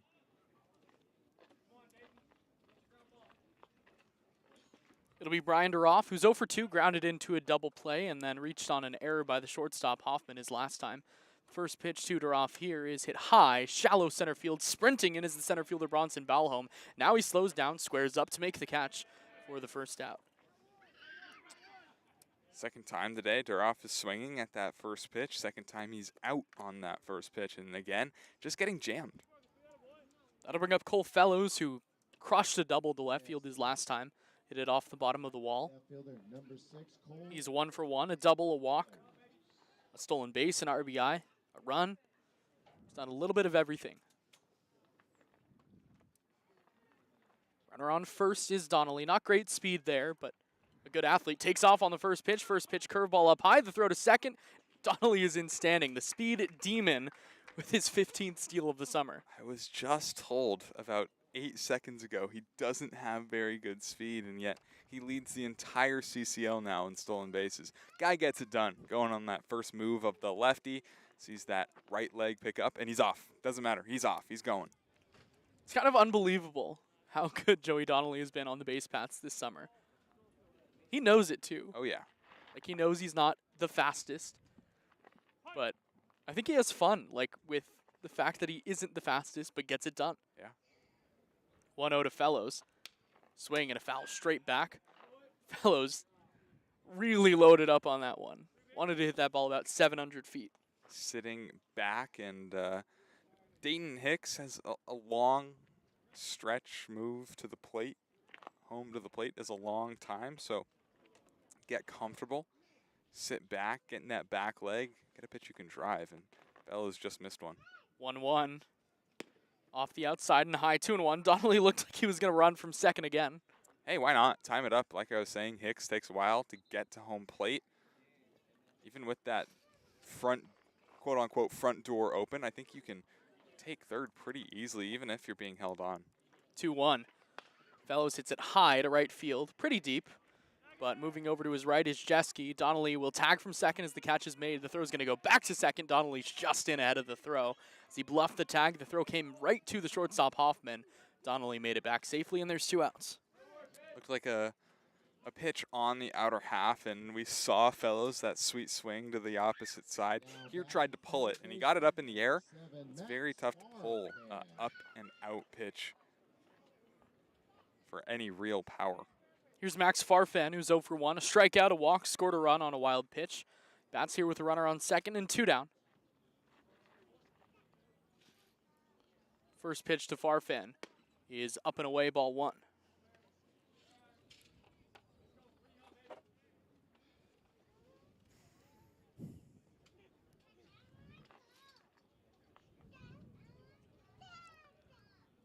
Donnelly runs from second. The pitch is off the outside. No throw to third. It's 16 steals. It's 3 on the day for the speed demon Donnelly.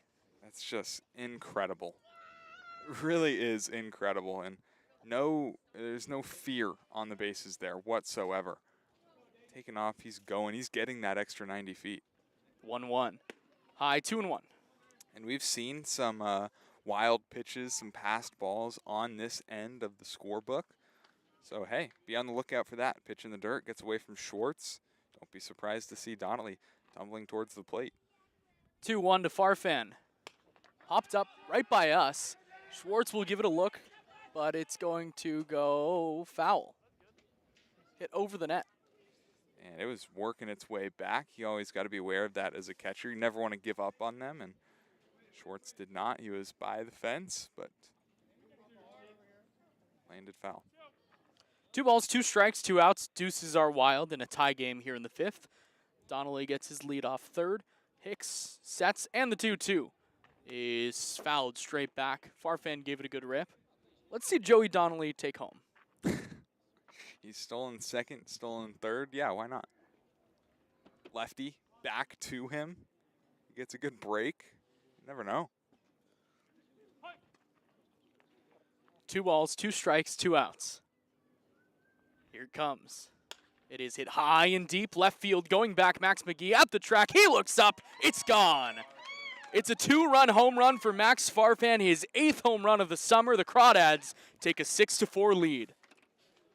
That's the first Crawdad home run here at Vanden High School this year, and that was not cheap. Farfan got it. He's hot. He's having fun.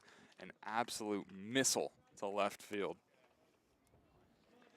8 home runs on the summer for Farfan. 4 in league play against these Mudcats. He's got their number. Here's Ryder Helfrich. Let's see Helfrich get onto one. Do that same thing. First pitch to him. He takes a slider down and in, 1-0. Looked like he was ready to trigger, but ended up holding back. That ball ended up way past the left field fence. The 1-0. Helfrich takes a changeup, down low, 2-0. Just want to see Helfrich get some pitches in the zone, man. It's frustrating. I want to watch him hit. He's fun, fast. Let him run. I want to see him run. Yeah. Can we get an inside the Parker? That'd be sweet. 2-0. Down and away, 3-0. I really think they just don't really want to pitch to him. Yeah. I mean, the scouting report is out on this kid. It's no secret. I mean, he's probably the most scouted player on this team. Fair assessment. 3-0. Outside ball 4. So it's the second walk. He's seen 3 strikes today and 3 at-bats. He's getting the Bonds treatment right now, where, you know, he might get a pitch to hit every game. Yeah, and I don't know if it's intentional or not, but I would love, I'm really excited for this upcoming series. I hope he plays every game against both the Potters and the Prune Packers, because he's a guy that can make an impact. Very easily can. There will be a mound visit, as it looks like the day for Hicks might be done. The umpire came over to ask how many outs there were. Yeah, it was. I just saw 1, 2 out, 1, 2 out, and I was like, I don't know what's going on. Yeah, I didn't know. I mean, I knew he was trying to talk to us, but I thought he was trying to tell us a substitution or something. Yeah, me too. I was not on top of it like you were. So there are 2 outs. He's got to watch the scoreboard that we have on our live stream. Shout out Jake Baum. Scoreboard from home. Next Nice. up, catcher number 9, Nico. Here's Nico Button. 0 for 2, grounded into a fielder's choice, but drove in a run last time he hit. Bats here with with Helfrich on first and 2 down. First pitch to Button is below the knees, stopped by Schwartz on a slide to his left, 1-0.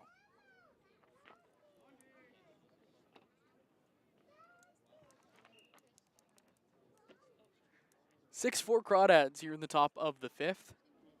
The 1-0. Down low, good block by Schwartz again, 2-0. Dayton Hicks is going to do some groundwork on the mound in front of him.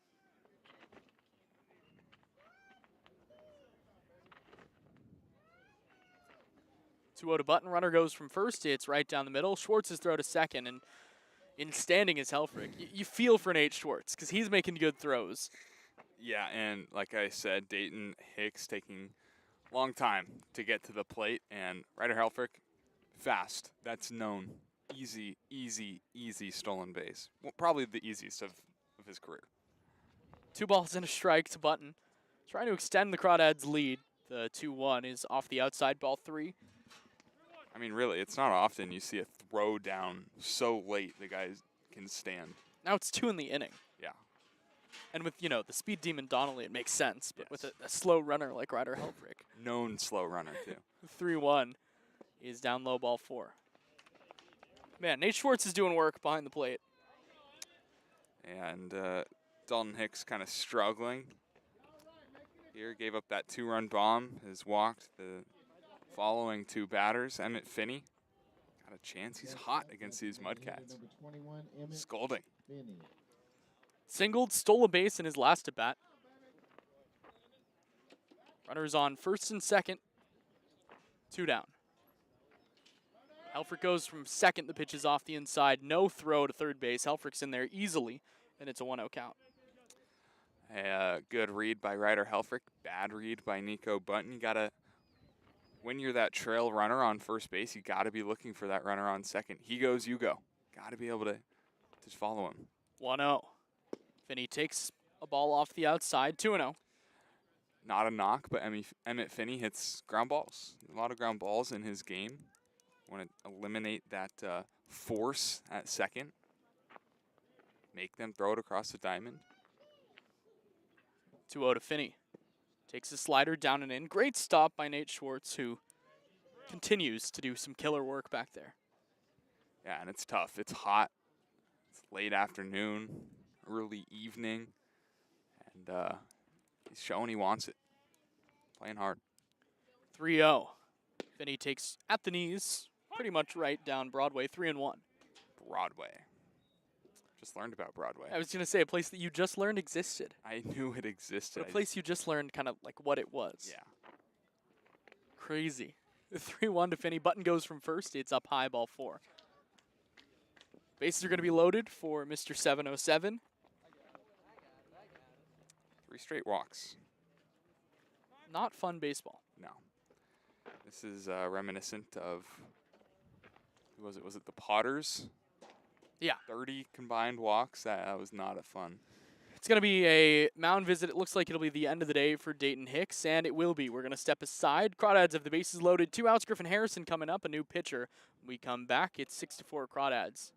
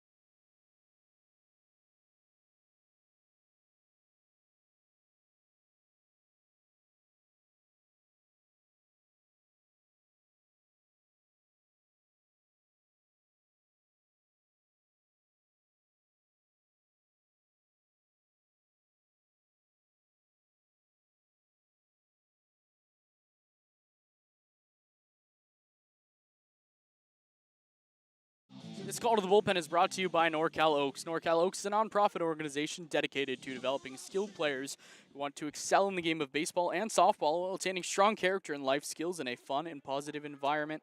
It's half of the Pernettis we just learned are not brothers. Yeah, that's unfortunate. Ben Pernetti on to pitch, 220 pounds, 6'1", the freshman from Elk Grove, will face Griffin Harrison with 2 outs. And, well, there was some jawing between Ben Pernetti and the Crawdad dugout yesterday, so this could be interesting. Bases are loaded. First pitch from Pernetti is high and tight. And, yesterday I was watching the Synergy video when Ben Pernetti was doing the jawing. He said, grab a bat tomorrow to these Crawdads. So. And first pitch fastball over the head of Griffin Harrison. Yeah, not trying to hide it. 1-0. Down low with what looked like a slider, 2-0. Right now it's Helfrich on third, Button on second, Finney on first, a 2-0 count to Harrison. Harrison looked back to the dugout after that first pitch, gave a little laugh. I think everyone kind of knows. Grab a bat tomorrow is crazy. 2-0, fouled straight back, 2-1. I mean, that's really bizarre. These Pernetti cousins, not brothers. We got to keep calling them the brothers. They are they're the brothers. Yeah. They play, they compete.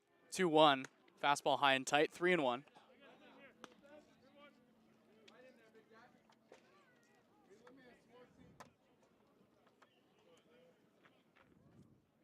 Three balls, one strike. To Griffin Harrison, here it comes. It's lined to the left side, under the glove of Josh Pernetti into left field, a base knock. Helfrich scores, Button's right behind him. Here's the throw to the plate. It is not in time. Gets past Nate Schwartz all the way to the backstop. Finney's going to move up to third. Harrison's going to move up to second. It's 8-4. Griffin Harrison says, yes, I will grab a bat. And he does and smacks that ball. It should be a hit. Hit and an error. Throwing error into the plate will move both runners up. They still got runners in scoring position. That ball is hit on the screws. No chance for Josh to get that one. Here's Charlie Welch, the second time the Crawdads have had all 9 hit in an inning today, in back-to-back innings. Welch is 0 for 2 today. First pitch from Pernetti is at the top of the strike zone. A strike at the letters, 0-1. 8-4. Did they give it an error? They did. Oh, man. Boo. Tough one. 1-0 is up high, or excuse me, 0-1 is up high, 1-1. What was that? I'm not exactly sure. Nonetheless, the tough ruling because Pernetti had to travel for it. It did sneak under his glove. It's a very tough error to give, though. Yeah, that's not an error. Horrible. 1-1. Curveball at the knees, 1-2. Pernetti looks good for a guy that's not a pitcher. He's got that sharp breaker, that slider. Definitely a lot slower than the fastball, but got Welch to kind of get buckled up right there. So they did give it a single and an error. The 1-2 is high and tight, dropped by Schwartz. It's 2-2. So it's a single and an error. 2 RBI. And I think a good ruling. Yes, I agree. Charlie Welch with runners on second and third. 2 outs. 4 runs home in the inning for Walnut Creek. The 2-2. Curveball. Called strike 3 at the top of the zone. Welch didn't think so. I didn't think so. But you know what? Doesn't matter what I think. We'll head to the bottom half of the inning with the Crawdads leading 8-4.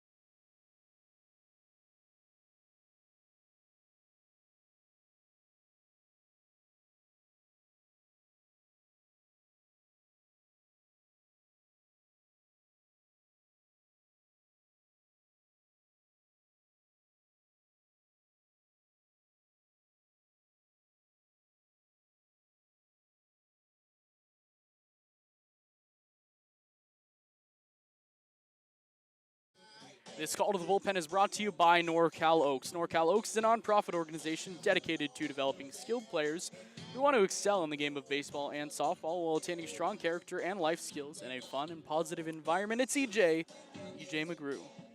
EJ McGrew, 2-0, 4.82 ERA, making his 8th appearance of the summer. He's made 4 starts, but today relieving Tyler Blair. 18 2/3 innings pitched, 13 strikeouts, the 14 walks, a little high, 13 hits. That's in a pretty good spot.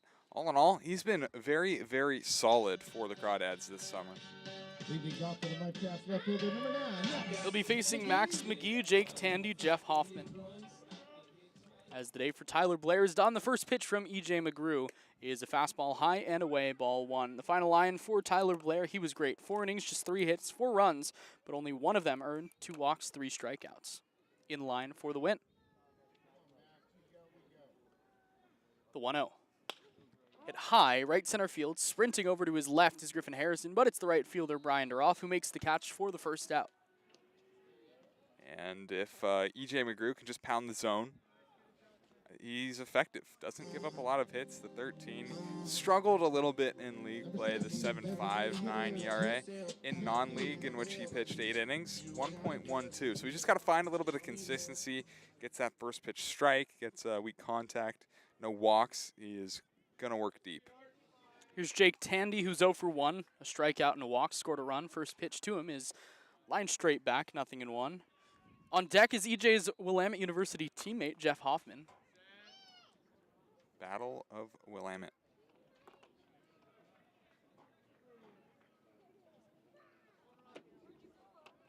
Oh, 1.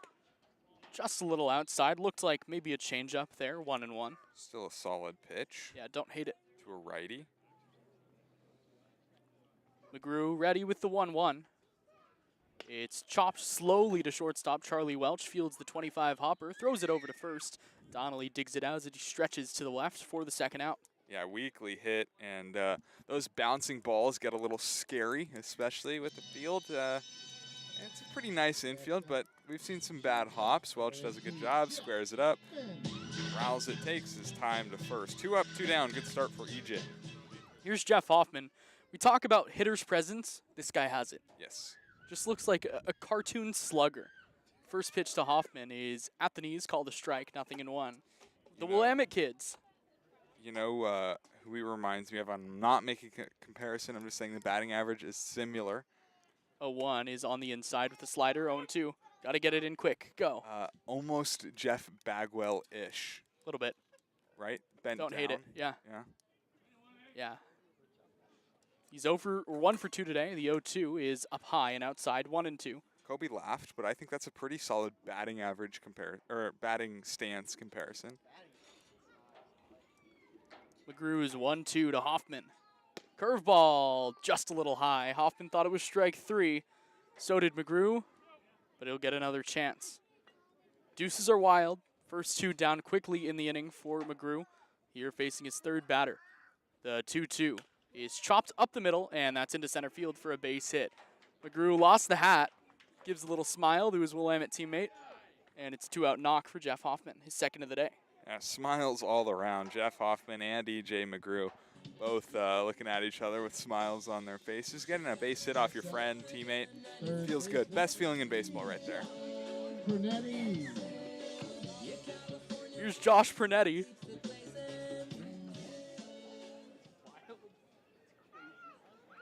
Pernetti's 0 for 2 today. First pitch to him here is a fastball that zips off the outside corner, 1-0.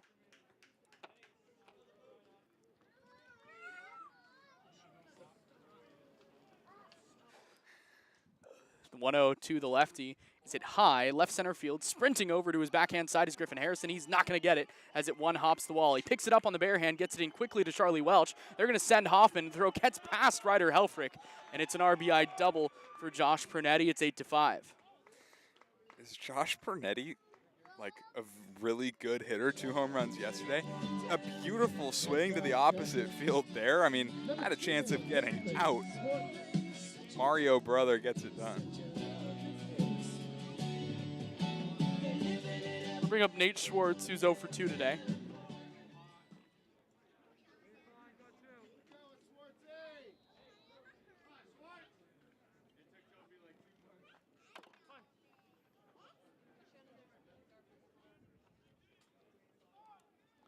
First pitch to Schwartz is chopped to third. Max Farfan gets a big hop on the second, spins around, throws low to first. Donnelly can't dig it out.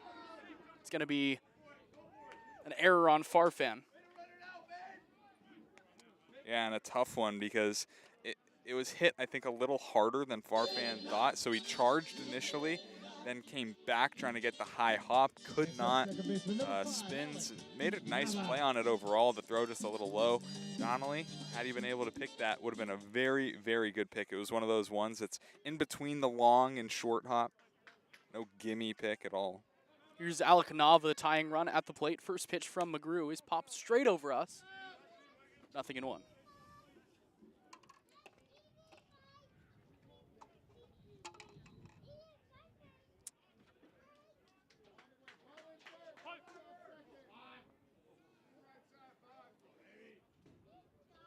McGrew looks to first and the 0-1.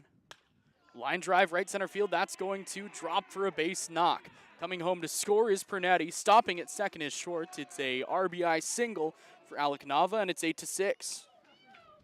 Well, Tyler Blair kind of got his line knocked around a little bit because of the error, and E.J. McGrew, same deal, should have been out of this inning. Instead, he's going to have to throw some more pitches. He's up a base hit here. Luke Piazza, who struggled, but when the line is moving, the line is moving. It's tough to stop momentum.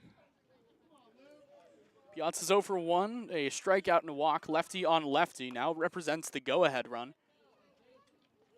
First pitch to the lefty Piazza is a curveball that drops to the knees on the outside, 0-1.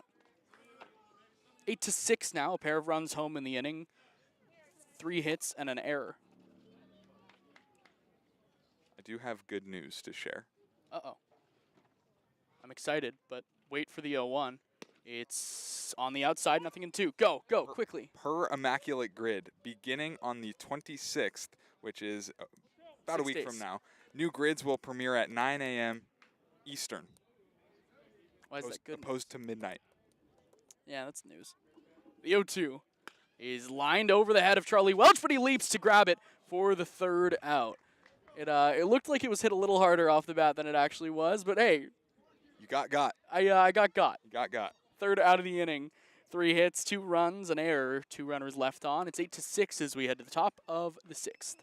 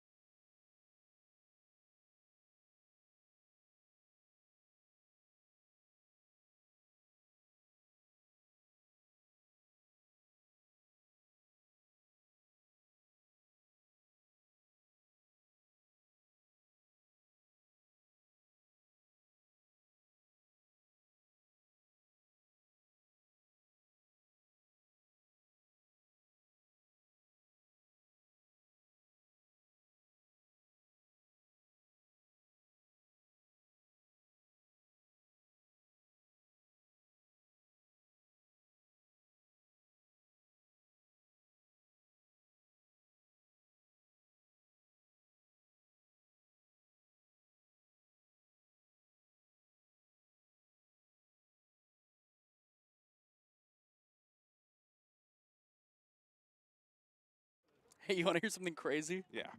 Joey Donnelly is leading off an inning for the 3rd straight inning. Wow. Wonder who pulled that. Me. No. No.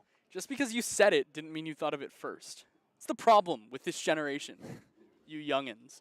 First pitch to Joey Donnelly is up and away, 1-0. I hated that. I hated that so much. That was the most disgusting thing that ever came out of my mouth. Yeah, that's really bad. And, old people are stubborn, so I get it. 1-0 is lined over the head of the leaping shortstop into center field for a base hit. The He sacrificed the twig. Gonna need a new one in the next at bat. Had that shattering sound. He'll trade the hit for the bat. Here's Brian Duroff, who's 0 for 3, Brian Duroff. which means he's 0 for 3, which means, God, you suck. He's due. Yeah, he is.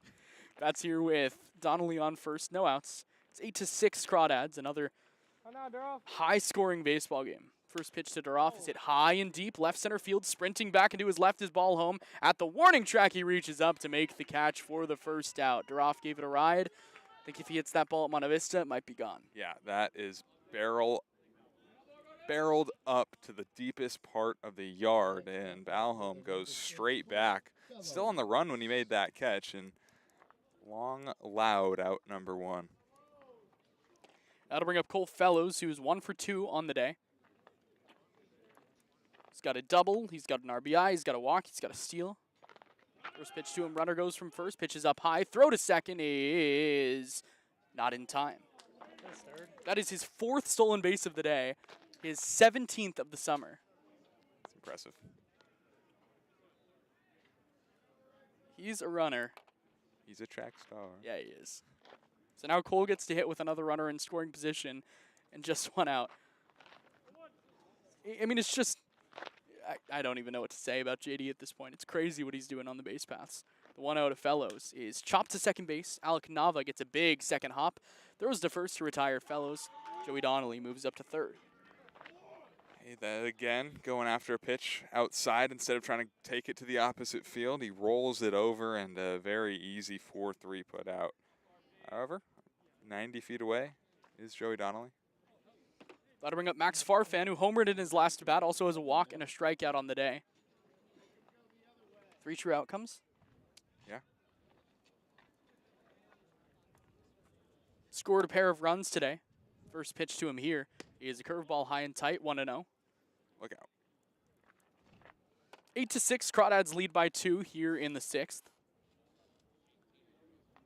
The 1-0. Farfan swings through a good fastball, 1-1.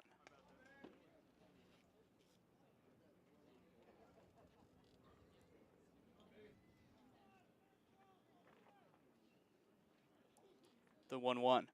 Farfan hits this one, shallow to right field. Sprinting in is the right fielder Jeske towards the line. It's going to drop, but it's just foul, 1-2. Nice long load there by Max. I'm not sure if you saw that, if the camera caught it, but he sat back a long time in that back right leg. Had that left leg up in the air for quite some time. And pieced this one up pretty well to right, just dropped foul. A ball and 2 strikes now to Farfan with Donnelly on third. Led off the inning with a single, moved to second on a steal, moved to third on Cole Fellows' ground out. Brian Duroff flew out, and then Cole Fellows grounded out. Here it's a 1-2 count to Farfan. The 1-2. Curveball down low, 2-2. Good stop by Schwartz. We'll do 2 balls, 2 strikes. Saved a run. Runs are important in this series. We've seen 1 or 2 runs that could have scored to kind of dictate the rest of the inning. Farfan hit a 2-run homer in this count with 2 outs in his last at-bat. The 2-2 is a high chopper to third. Pernetti grabs it on a big hop, takes his time to throw to first, but it's wide of the first base bag into right field. Another error by Josh Pernetti. The run comes home to score, and it's 9-6. As awesome as Josh Pernetti is, fielding is a struggle for him. Has been. Don't know the exact number of errors in this series, but quite a few. I'll try and get that. I think we can look that up. I will do that. Don't worry about it. You got it? Yes. Research team is on it. Number 30, Ryder Helfrich. Here's Ryder Helfrich. Helfrich still looking for his first knock of the day. Farfan on second, 2 down. First pitch high and tight to Helfrich, 1-0. Having trouble finding it, so might be a thing for you to do. Yep.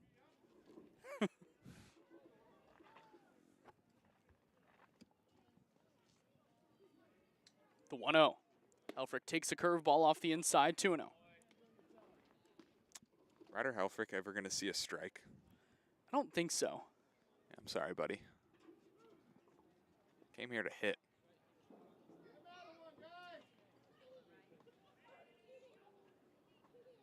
2-0.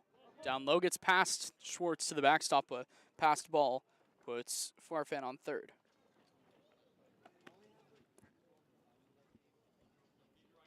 Yeah.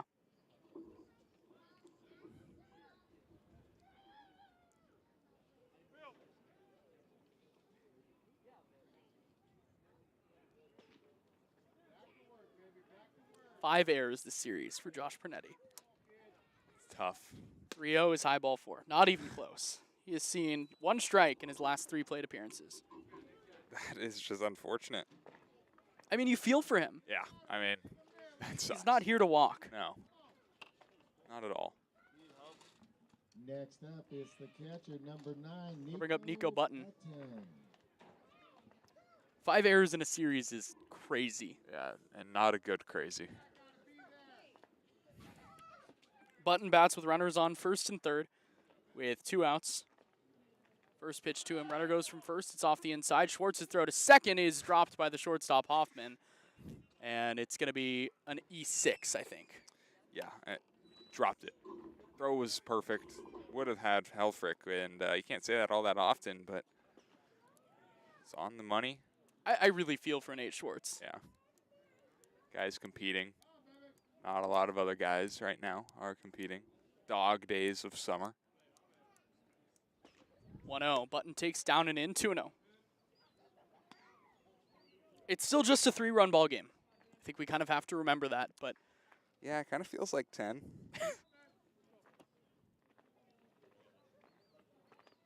the 2-0 to Button is a fastball taken at the belt, called strike 1, 2-1. You all right? Yeah. Getting through it. The 2-1 to Button is high ball 3. I am very excited for Lincoln. Yeah, Lincoln, Healdsburg, some good baseball. Love good baseball. This, Not great. 3-1. Tapper to first, foul. Austin Harrington makes an error. So, Gotta have them soft hands. Just didn't. no. Not at all. Under the got scared. Oh, laid it. Mm-hmm. They're actually going to give Helfrich a steal. All right. 3 balls and 2 strikes to Button. Pernetti sets at the letters, and the 3-2 is high ball 4. Not even close. Back-to-back walks. Not really much else that we can say. Let's look around the CCL. Yeah, no, for real. Shall we? Yeah. Let's look around the CCL is brought to you by American Stage Tours, who are Large enough, small enough to care, large enough to compete. in Lincoln. It's 2-0, or excuse me, in Healdsburg, it's 2-0. Lincoln in the bottom of the third. In Santa Barbara, it's 2-0. Santa Barbara in the bottom of the fourth. Sonoma, unfortunately for the Crawdads, leads Bay Area 3-2 in the bottom of the third. Here's the first pitch to Emmett Finney. It's a curveball that bends its way to the knees on the outside. 0-1. All eyes for the Crawdads are on that Sonoma game. Could clinch tonight. 0-1, swing and a miss. Good fastball up high, 0-2.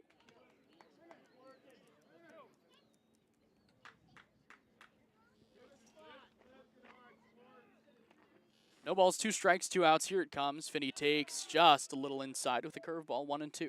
What are you looking at? Lock it in, he said. Just Good for us, he said. trying to stretch 1-2. the back. Curveball, checked his swing. Did he go? No appeal, 2-2. These chairs are uncomfortable. You know, I'm not like loving it, but I'm feeling all right. It's way more enjoyable than Lincoln, Sure, Sonoma. sure. The 2-2 to Finney is swung on and missed. Way late on the fastball. It's Finney's second strikeout of the day. It's the second strikeout for Ben Pernetti. We'll head to the bottom half of the 6th inning. Crawdads lead 9-6.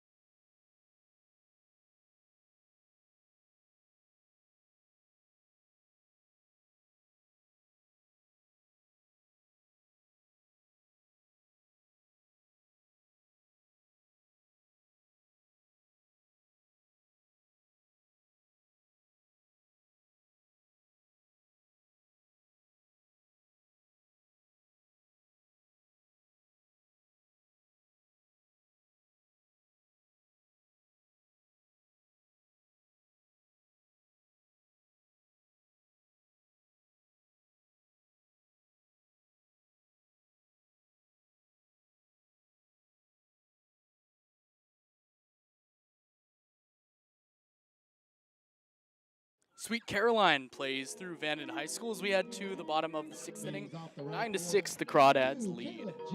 Caleb Jeske, Bronson Balholm, Max McGee to hit.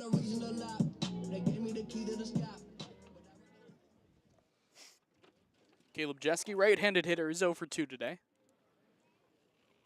First pitch to him is grounded to shortstop. Charlie Welch gets 2 slow hops, gets one right up on his waist, throws to first for the first out. 1 pitch, 1 out. That is what I like to call efficiency. And E.J. McGrew working in the strike zone, working well. Yeah, I gave up the 2 runs, but probably shouldn't have scored in that last inning. So good job there. Tracy asked me to change the camera in the last inning because there's, it's not the best angle. I promise you, we tried. This is about as good as it gets. This is the best angle. So I tried fidgeting with it a little bit. It's not going to get much better than this. Yeah, we apologize. Bronson Balholm is 0 for 3 today, as he has been a lot against the Crawdads this summer. First pitch to him here is a fastball at the belt to 0-1. I wish we could have a better angle than this. Yeah. What's the best angle in a broadcast you've ever gotten? The 0-1 is a curveball down low, 1-1. Probably like at Oregon when we have a stream team working for us. Yeah, that's what I was. Yeah, Oregon softball on Pac-12 Network isn't bad. Yeah, no, can't be. The 1-1. Fastball high and away, 2-1. So you do your games with video? So we do some of them. We do early in the year, like the non-conference games, we do on the Oregon live stream. Okay. And then during the Pac-12 season, usually we have another crew come in. As this one's chopped back to McGrew on a big hop, he gets it. We'll have to fire to first, but it's in time to retire Balholm by a step for the second out.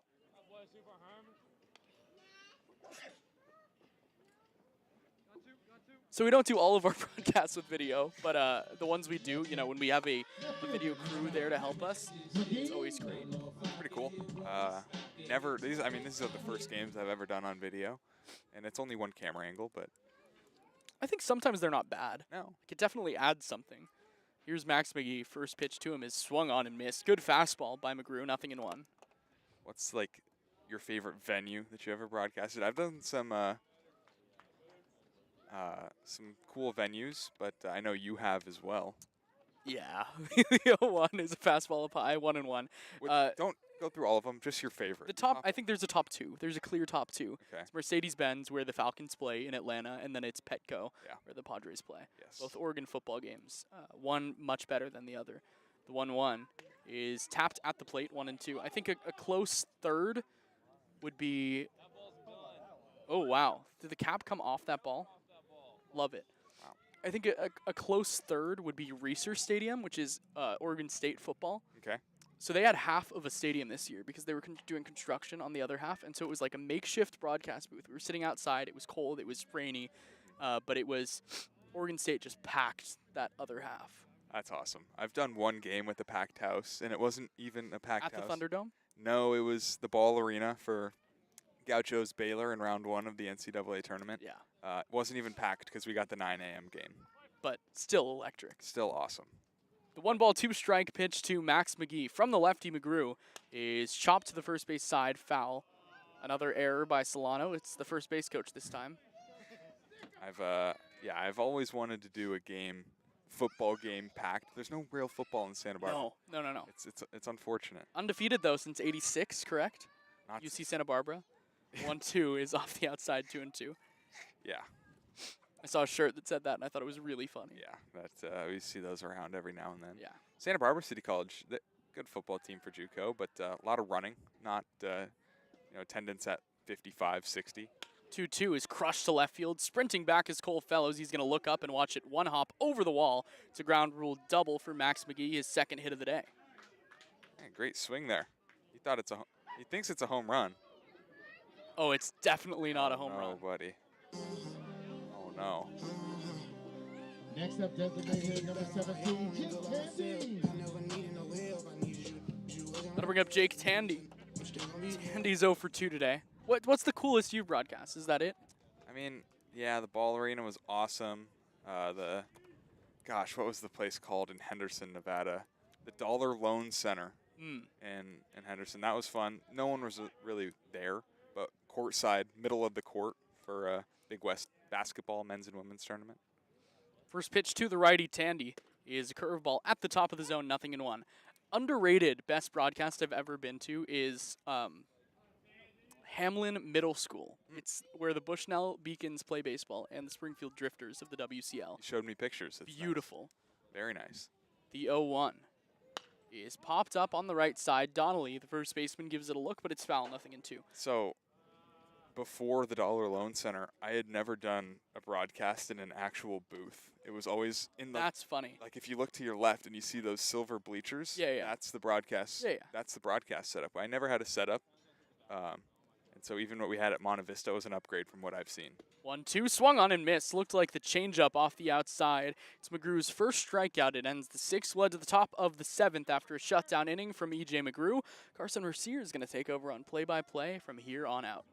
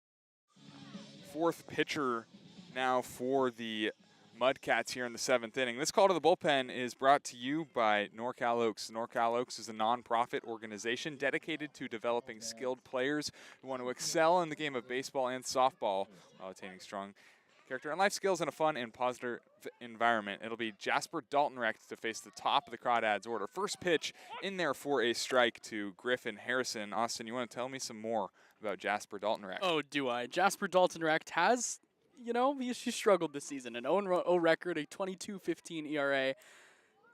0-1, down low, 1-1 to Griff. In his 13 innings, he has 14 strikeouts. That's about the best news you're going to get. He's given up 46 base runners in 13 innings.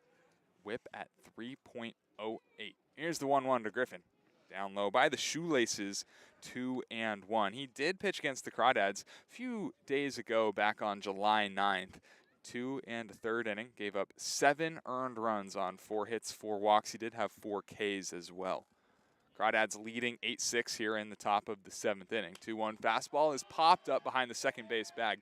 It'll be Jeske running in, but Bronson Balholm, the center fielder, racing in, able to make the catch. It was sketchy, but result-based business. He gets it done for out number 1. I will say I had his numbers open Yeah. and then closed them right before the inning, and I was like, what did I just do? You've got some good news to tell us, though. I do. It's 6-0 up in Healdsburg. Lincoln leads in the 4th.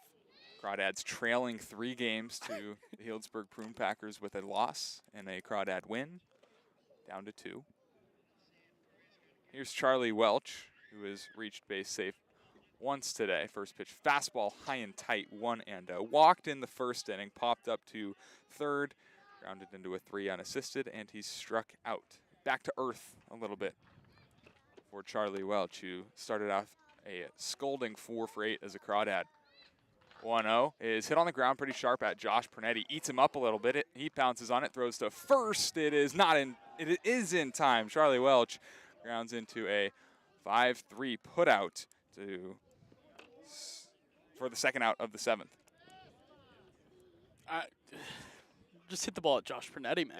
Yeah. Like he's struggling over there. And even the play at first, pretty close. Thought Welch would beat it out. And a late call by the first base umpire who was saying something into the Crawdad dugout. Someone had some words to say. Brian Duroff is laughing it off with his back turned.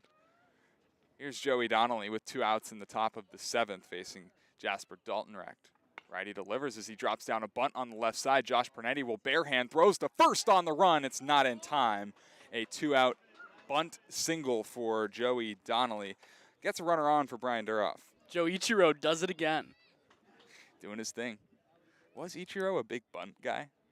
More of a slap and dash guy, but like could bunt for a hit. And you know Joey's gonna try to steal a base here. Steal a base or 4. Has 4 stolen bases today. 17 on the season, leads the CCL. Here's Brian Duroff, who's reached base safely just once. He's flown out to center a couple of times. First pitch swinging, he cranks the ball down the left field line, but foul. 0-1. I bet you Joey Donnelly will run on this pitch. What are we wagering? I don't have enough money to Popeye's wager. chicken sandwich. I'd put $10 on it. Cole Fellows would put $10 on this pitch. Hey, college athletes are not allowed to bet. Oh, he was ready. Nothing in 1. He's not running. A curveball hit sharply on the ground to short. Jeff Hoffman flips the easy way to second base for out number 3. So 2-out base hit for Joey Donnelly, and the Crawdads cannot convert. 8-6. It's time to stretch at Vanden High School.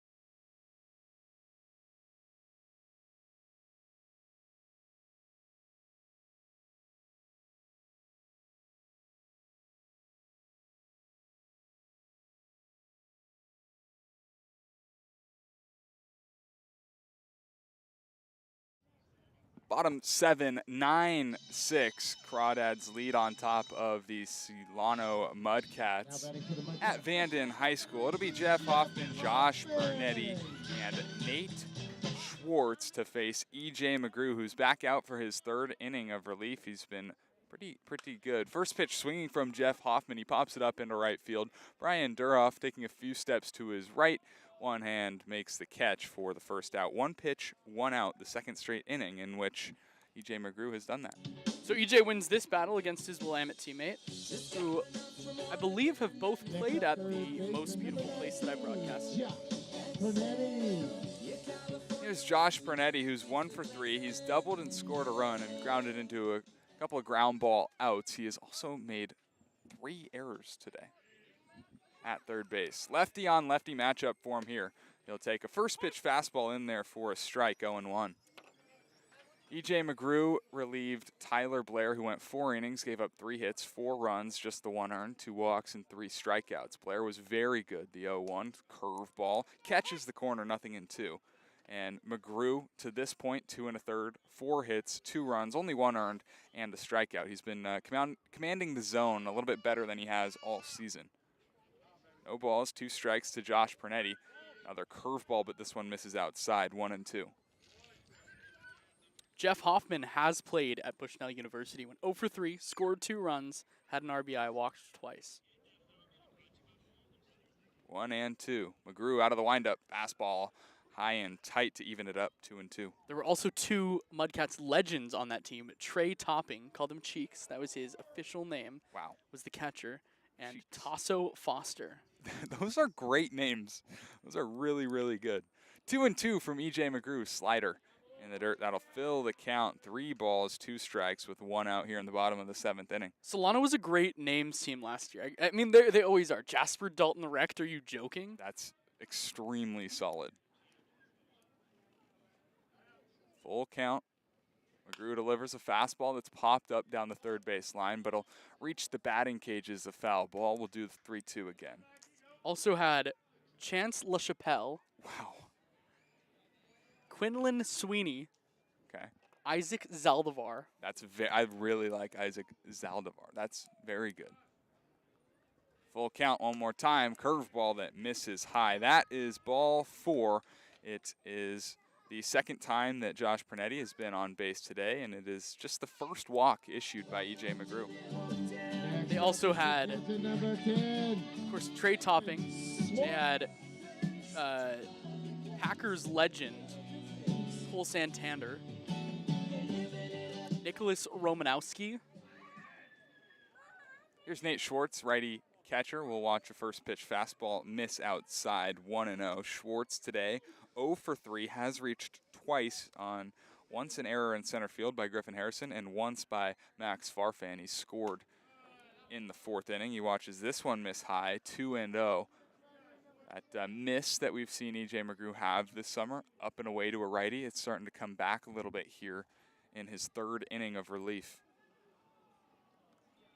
2-0 as he stares down Pernetti at first. The pitch is a fastball swung on and foul tipped into Button's glove, 2-1. Attendance from game 1 of this series, I would say, is up. Would be difficult for it to go down. Yes. 7 at first pitch the other day. 1-1 hit in the air, center field. Griffin Harrison sprinting straight in, lays it out in center field to make the catch. Griffin Harrison, a spectacular play for out number 2 here in the bottom of the 7th. Made a couple really tough reads on balls early in this game. This one straight in front of him, just a dying, dead fish, as Dave Sieb would call it. Laid out to get it, made a great play. Here's Alec Nava, who's 2 for 3. A couple of singles. He grounded out to shortstop in the 4th. It's here with the runner on first base and Josh Pernetti and 2 outs in the 7th. Check swing on a curveball. They're going to say it's a foul ball. Nothing in 1. It was right down the middle. Andy went around. Alec Nava was an all-star.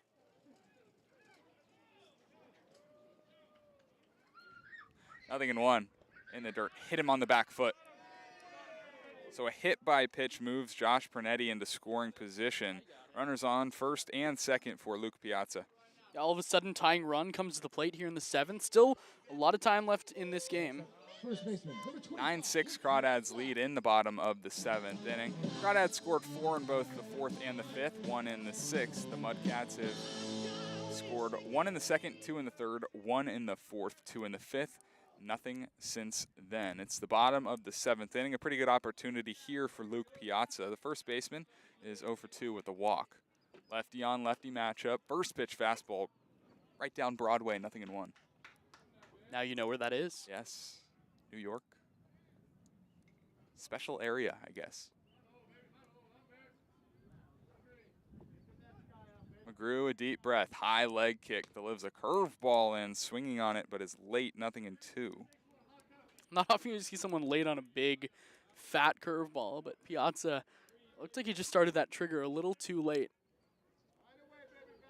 No balls, 2 strikes. Runners on first and second. McGrew trying to work himself out of a jam. Curveball in the dirt. A good pitch, but a ball. 1-2. Yeah, good pitch, better take. Curveball started at the knees. Stays in the strike zone for a long time, but a good take from Piazza. Mudcats trailing 3. The tying run at the plate is Luke Piazza. Here's the 1-2 from McGrew. Slider in the dirt. Great stop by Nico Button, sliding to his left. Kept that in front. Count does go to 2 balls, 2 strikes. Yeah, dating back to Tuesday, Nico's now caught 17 straight innings. It's a lot. So he's working back there. Iron Man. 2 balls, 2 strikes, 2 runners on, 2 out in the bottom of the 7th. Here's the 2-2. Fastball off the hand of Luke Piazza. That will load the bases. So a walk and 2 hit-by pitches in this inning for E.J. McGrew. Bases are loaded for the bottom of this order for Caleb Jeske. Doesn't look like Brant Cummings is going to head to the mound, and actually it's Jack Delmore that's going to come to the mound, which Next I up, think right is a fielder great time for a look around the Let's CCL. look around the CCL, This please. look around the CCL is brought to you by American Stage Tours. American Stage Tours, you know what they are? They're small enough to care, large enough and they're to large enough to compete. Yes. It's good that that took as long as it did because I did not have it ready. But some updated scores for you. Walnut Creek leads Solano, the game you're listening to, 9-6. Lincoln over Healdsburg, 6-0 in the bottom of the 4th there. Arroyo Seco down to Santa Barbara, stir it up over at Pershing Park. Sonoma leads Bay Area by 1 in the 4th. And now, youngsters, Pershing Park. the alphabet. Pershing, sorry. Pershing. It's awesome. Awesome place. Right next to the harbor. So, Consonant sorry, responds continue. to My I bad, was my gonna bad. say you can feel the ocean breeze. It's a fun place to play baseball for sure. So Craig Schmidt got the start for Lincoln out of Mino State, D2 school. A guy that pitched well for them last year, a local kid out of Lincoln High.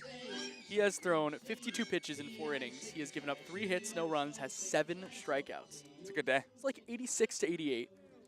Not an overpowering guy, but the Lincoln kid doing it for his hometown team. Caleb Jeske, the right fielder, number 9 hitter, who's 0 for 3, has a chance with the bases loaded. He is the go-ahead run. First pitch fastball swings and pops it up foul. 0-1. Jeske has done a good job against the Crawdads, had a couple big hits against them on Tuesday back at home. McGrew trying to work out of a jam he's created for himself. A walk and 2 hit-by pitches. 2 outs in the bottom of the 7th. 0-1. Fastball hit on the ground right at Charlie Welch. He'll go the easy way to second base. And a 4-6 fielder's choice to end the 7th inning. Mudcats leave the bases loaded and the go-ahead run at home plate. We're going to the top of the 8th. 9-6, Crawdads lead.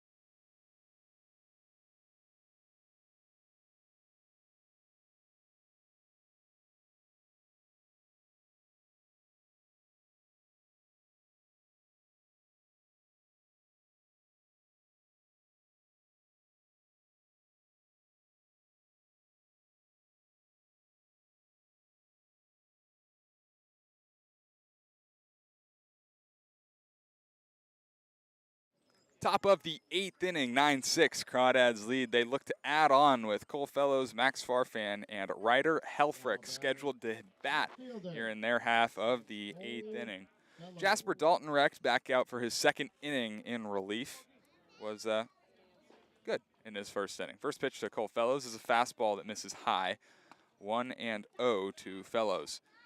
In that last inning, gave up a hit was Jasper, but didn't come around to score.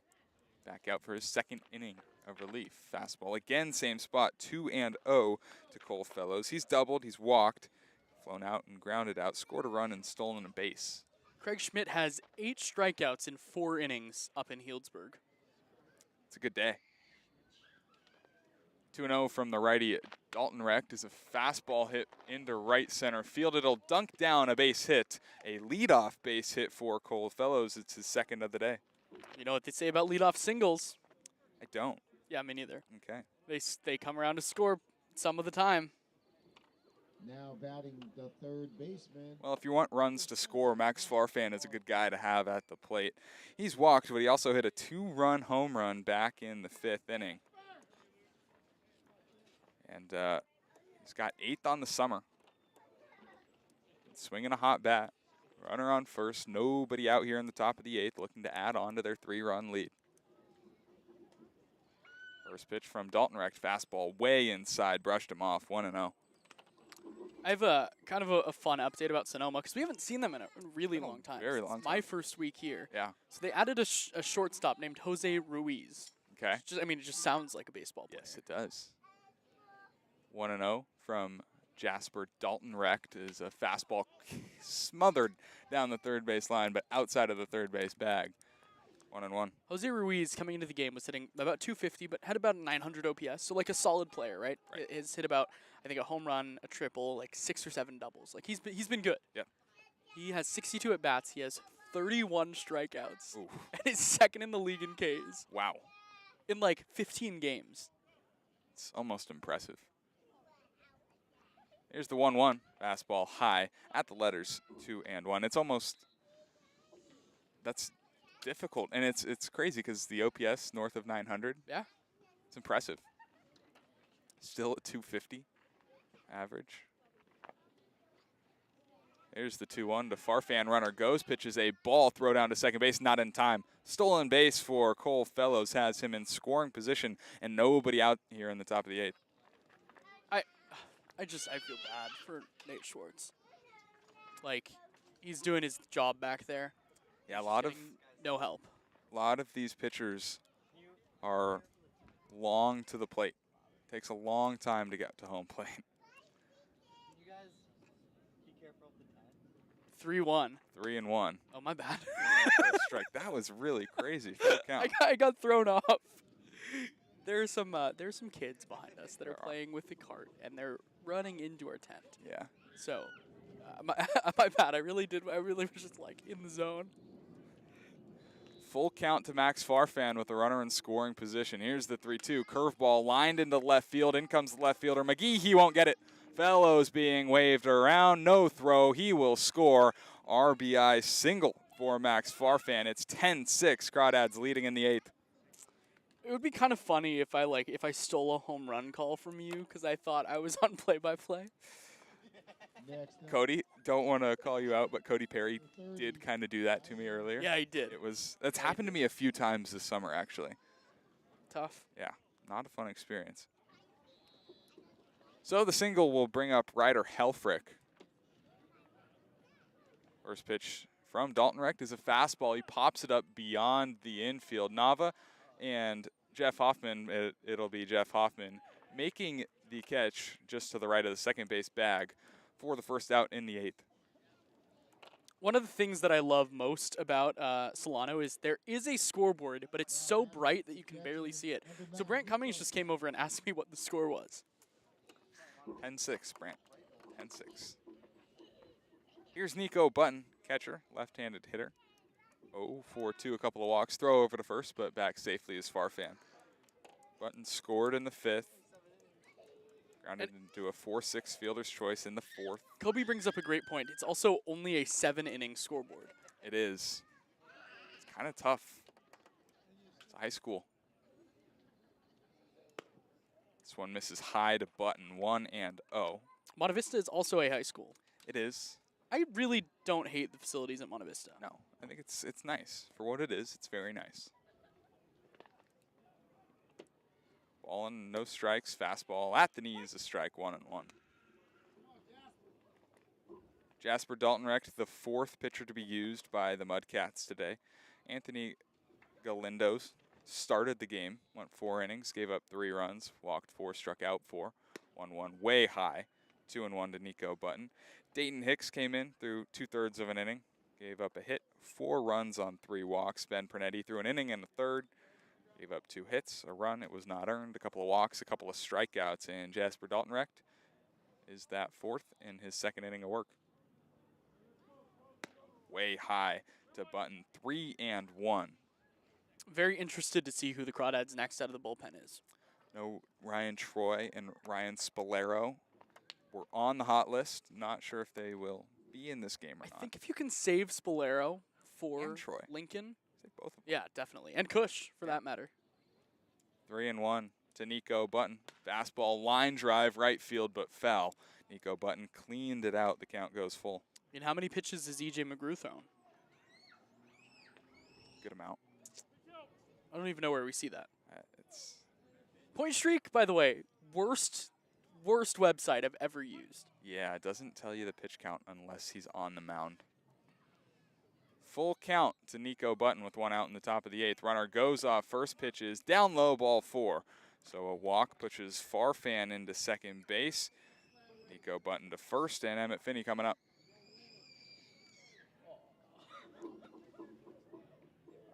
I had a sneeze completely loaded up, and it just sat.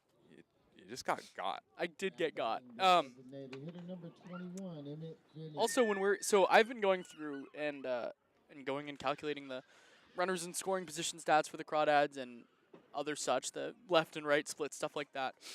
Solano doesn't have a final game recap on Point Streak, so I have to go through my book and try to calculate. That's tough. First pitch to Emmett Finney inside 1-0. He struck out twice, singled, and also walked. Runners on first and second, 1 out, top of the 8th with a run already home for the Crawdads. They lead 10-6. 1-0 to Finney. Fastball fouled off of his front foot, painfully so. It evens the count at 1-1. I like the cut from Finney. Healthy cut on a healthy fastball. Just hit it right off his shins. He looks like he's okay. Finney making back-to-back starts for, well, maybe the first time all summer. It's been a while. Yeah. A lot of infielders, and only position he really plays is first base. His team has 3, but with the departure of Ryan Brome, maybe he will be playing a little bit more. 1-1 to Finn. Misses a little low, 2-1. I cry every time. Yeah, that's Departure kind of of tough. Ryan Brome. Yeah. It's kind of tough to think about. Will not be here tomorrow, We'll be back Saturday, Sunday. and then that's it. 2-1 from Jasper Daltonrecht. Fastball hit out into pretty deep left field. Max McGee going back, but it's a foul ball. Never saw it. Really? Yeah, I saw it. I never saw that. It was hit hard. As you would say, cleaned it out. Oh, what could have been? Had that loud, nice sound off the bat. So Finney will take the long walk back to first base, pick up his bat, look down to third base, Ryan Lovato, step back into the box, and we'll do the 2-2 with runners on first and second. Finney trying to avoid going down, swinging for the 3rd time today. He struck out twice. Here's the 2-2 from Daltonrecht. Ground ball, third base, a foul ball, as Pernetti gloved it in foul ground, but it doesn't matter. Nice at bat from Finney. Hit a couple balls hard down the left field line now. In case you're wondering why Brome is leaving for the summer, he has a wedding. He's not. He Make is this not getting very married. clear. Yes, he is not getting married, but he is attending a wedding. Yeah. So no more name game on the bus. Kind of disappointing. Here's the 2-2 to Finney. Slider swung on and missed.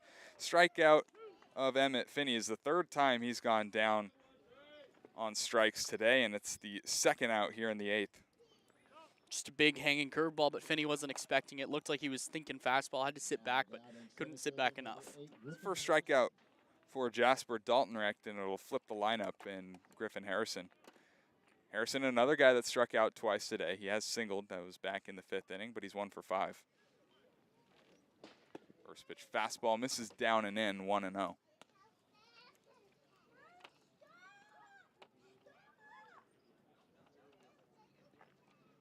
(10-6) Crawdads lead. Farfan on second, Nico Button on first. They've been there for a while. 1-0 swung on and missed, 1-1. Yeah, solid day for Jasper Daltonrecht so far. He's looked good on the bump. He's throwing some more strikes. This inning started with a Cole Fellows single. Max Farfan would single him in after he stole a base. Pop up, walk, strikeout, and now Griffin Harrison. 1-1 misses in the dirt, 2-1. My eyes are 2 places, Healdsburg, Bay Area. Actually, Sonoma. And Sonoma is winning, 4-3. Craig Schmidt just got his 9th strikeout of the game. Wow. Here's the 2-1 to Griff. It's down low, 3-1. Daltonrecht running into some trouble here in the top of the 8th inning. It looked like he was commanding it pretty well in his first inning. Not so much here in his second, and that's kind of been the case all season for him. 3-1. Fastball line drive, left field. Max McGee racing in. He won't get it. It's down, a base hit. Farfan being held at third base. The throw into the plate is wild, but Farfan does not advance. So a 2-out single for Griffin Harrison. Everyone goes station to station, and the bases are loaded for Charlie Welch. Yeah, I think smart for no send for Ryan Lovato there. It's a situation that Lovato's learning a little bit at third base. He's new to coaching third this year. We've seen some tough sends from him, but there no reason to send. Try to keep the line moving with Welch at the dish, who's a guy who puts the ball in play. Really good decision by Ryan Lovato over at third. And a timeout will be called. Mudcats manager going to have a meeting with Jasper Daltonrecht on the mound. Right now it's just Nate Schwartz and Daltonrecht on the front of the mound. Middle infield and the first baseman, Luke Piazza, is having a conversation with Nico Button on second base. Jasper Daltonrecht will not be taken out of this game as Nate Schwartz gives him a pat on the back and retreats back to home plate. Bases are loaded, 2 outs. Crawdads on top 10-6 here in the top of the 8th inning with a run already home in this 8th inning.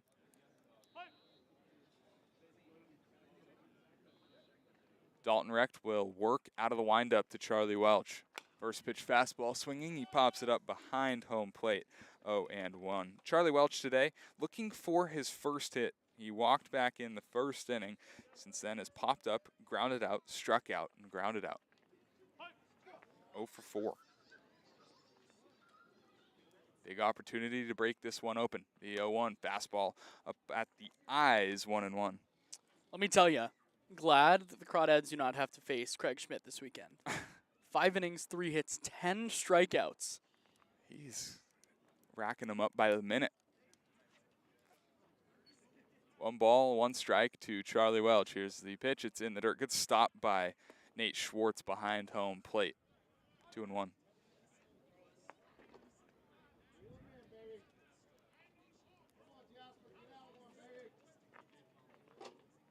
Welch, the 7th hitter to come to the plate in this 8th inning. Joey Donnelly awaits on deck. Here's the 2-1 offering. Fastball high. 3 balls, 1 strike.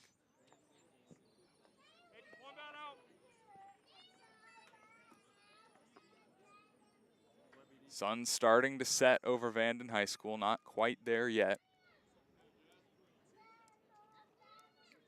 3-1. Daltonrecht stares into home plate. Here it comes, the 3-1 grounder to the left side. Josh Pernetti takes it to third to retire the side. The Crawdads score once on a couple of hits. A walk, they leave the bases loaded. We're going bottom 8, 10-6, Dads lead.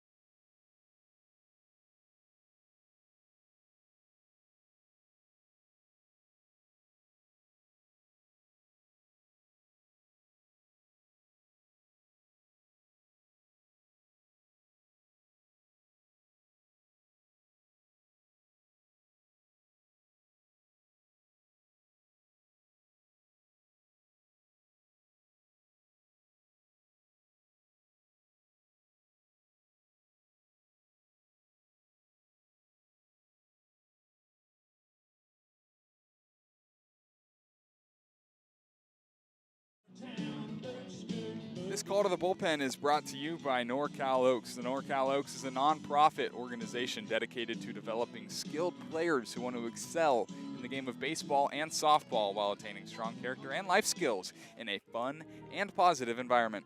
You know, I'm trying to figure out who this is. They announced Austin Burger King on the mound. He's 1-0 with a 4.95 ERA, 10 games, 2 starts, 20 innings, 24 strikeouts, 15 walks, 21 hits. He will be tasked with the top of this Mudcats lineup: Bronson Balholm, Max McGee, and Jake Tandy. First pitch to Balholm. He squares the bunt but pulls back and takes a ball. 1-0. Balholm today 0-for-4 with the punch out. 2 for 23 now against the Crawdads this summer. Hey. 1-0, again squaring to bunt, and again taking, this time low, 2-0. So Austin Bergeron, coming off a start in which it really wasn't his best, went 2 1/3, gave up 3 runs. They were all earned, 4 hits, 4 walks, 3 strikeouts. Was very frustrated about being taken out when he was. Here's the 2-0 fastball right down the middle, 2-1. Said, well, he was starting to figure it out, and then he got pulled. His words. Has a 10-6 lead in which to work here in the bottom of the 8th inning. Squaring to bunt and going around on the bunt attempt was Balholm, 2-2. Yeah. I get it. I get the frustration, but trying to prove something. It's, the ultimate competitor. Very much so. Is Austin Bergeron. Working out of the windup. Sun straight into his face as he delivers the 2-2 curveball in and out of Nico Button's glove. Bronson Balholm just got a piece. And your arms are spread. You're very excited. I see 7-0 Potters. 7-0 Lincoln in the 6th. Crawdads trying to inch a little closer to first place. Healdsburg had only lost 3 league games coming into this series. They trail by 7 in the 6th. If this lead stands, the Crawdads will, as the 2-2 is fouled off, Crawdads are trying to win their 7th game in a row. 7th series in a row. 7th. And game. They've won this is the 6th straight series in Wow. which they've won, because yesterday completed it. Oh, my bad. My bad. 7th Hey. time in a row, beating the Mudcats, dating back to last season. 2-2, fastball line drive right at Ryder Helfrich. Out number 1 in the bottom of the 8th is a loud line out. My bad. You're fine, man. I'll be quiet. Here comes Max McGee, 2 for 4 today. Halfway to the cycle with a single and a double. He scored a run and has flown out to Brian Duroff in right field a couple of times.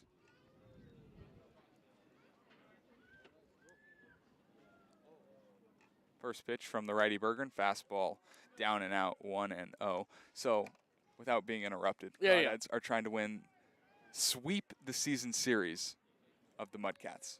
6-0 to this point. This is the 7th and final game.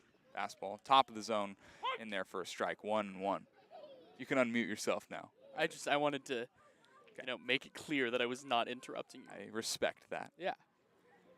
Sometimes you got to take extra measures. 1-1, fastball right by him, 1-2. It's equity. Yes. 10 runs on 9 hits, 4 errors for the Crawdads. 6 runs, 7 hits, 4 errors for the Mudcats. Been some sloppy baseball today at Vanden High School. 1-2 pitch from Bergeron, slider, looping line drive into right field, but back into the outfield grass is Ryder Helfrich to make the catch for out number 2. Yeah, soft contact. We don't often see guys make contact off of Austin Bergeron. He's primary fastball slider, but we see more strikeouts from him than we do with a lot of other pitchers, averaging well over a strikeout an inning. But good to see some soft contact off the bats off of him. 2 up, 2 down on 11 pitches. Here's Jake Tandy, the right-handed hitting designated hitter. First pitch slider is in the dirt, 1-0. Tandy today has struck out a couple of times, once looking, once swinging. He's walked and scored a run and grounded out to Charlie Welch at shortstop. Mudcats have 4 outs left to work. Fastball here, hit on the ground right at Charlie Welch. He moves a little to his left, goes to first, and in time to retire the side in order. So a nice bounce back inning after his last start for Austin Bergeron. We're going to the top of the 9th where the Crawdads will look to add on for the final time. 10-6 they lead.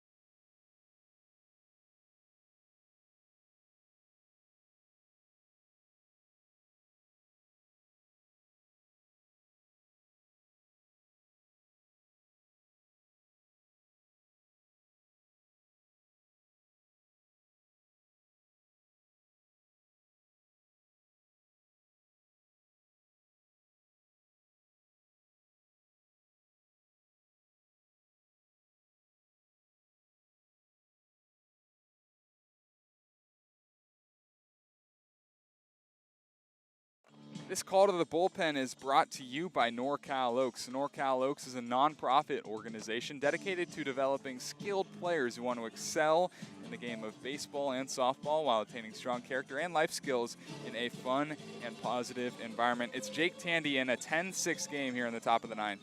Jake Tandy, we've seen him at the plate. He's had some good games there, but he's also been good on the mound. In his 6 games pitched, he's thrown 10 innings, 10 strikeouts, 9 walks, a 3.6 ERA, and 0-1 record. His last outing on the mound was in a 7-9 loss in Sonoma, or here against Sonoma. 2 2/3 innings, struck out a trio, walked a pair, gave up a pair of hits, gave up a run. And for the 4th time today, Joey Donnelly will be leading off an inning. It'll be Donnelly, Duroff, and Fellows scheduled to bat here in what should hopefully be the Crawdads' last at-bat of the day. Jake Tandy relieves Jasper Daltonrecht, who went 2 innings, gave up 4 hits, a run, it was earned, a walk, and a strikeout. So a good bounce-back outing from the last time that Daltonrecht faced these Crawdads. Gave up 7 in 2 1/3 last time.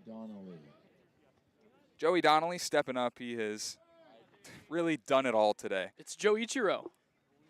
First pitch from Jake Tandy out of the windup is a good firm fastball. Below the knees, it's called a strike, 0-1. So Donnelly has walked, singled twice, and has been hit by a pitch. He's scored 3 times and stolen 4 bases.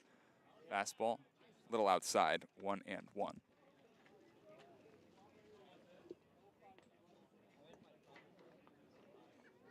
One and one from the righty Jake Tandy, delivers a fastball that's chopped foul onto the left side, 1-2. Donnelly's been great. I'm texting Spencer right now about potential player of the game. I think it might be Donnelly. Yeah? 3 runs, 4 steals, a pair of hits. I would not disagree I think with there's that. a lot of good options today. If Ryan Troy comes in for the 9th and closes the No. game, it's Ryan Troy. No, it's not. I don't think it is. Maybe Tyler Blair. Tyler Blair had a very good start. Here's the 1-2 to Donnelly. Curveball outside, 2-2. Can we give it to Craig Schmidt?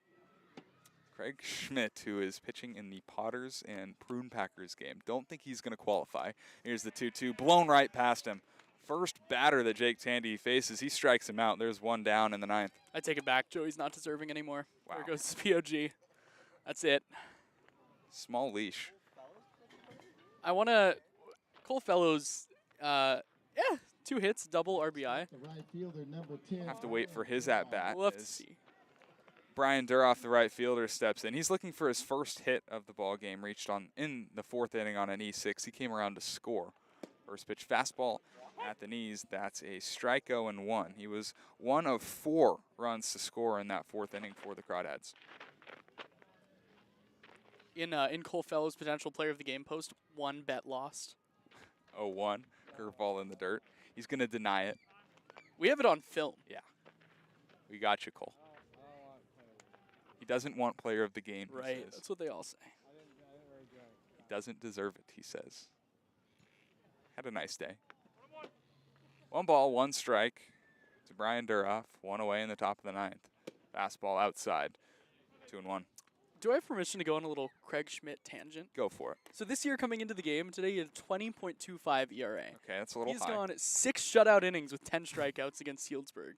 This one is lined into left field, a base hit. A 1-out single for Brian Duroff will bring up another potential player of the game candidate, Cole Fellows. Now past that, last year Craig Schmidt threw 52 2/3 innings, which is wild for summer ball. He had a 2.2 ERA, Okay. but you take out 1 start where he gave up 6 runs in 4 innings against the Slow Blues. He had a 1.29 ERA and averaged over a strikeout an inning. Wow.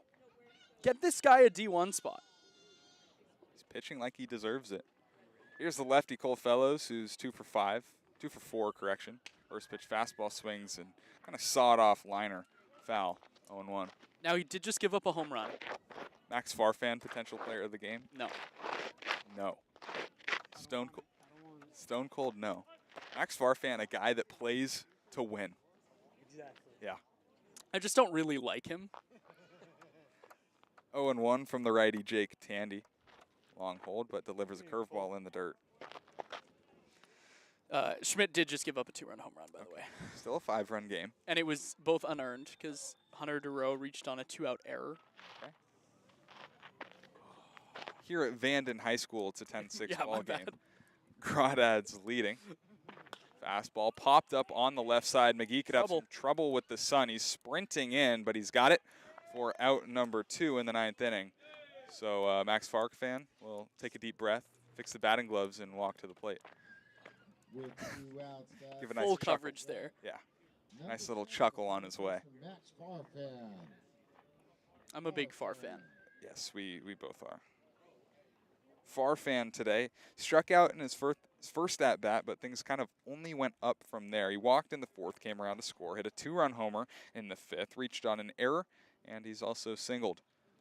2 outs, Brian Duroff on first. 10-6 Crawdads lead in the top of the 9th inning. Tandy, the righty, set at the belt, delivers a fastball that's hammered left field pretty deep. Back goes back Bronson Balholm at the wall. It is gone. 2-run home run for Max Farfan, his 9th of the summer, his 2nd of the day.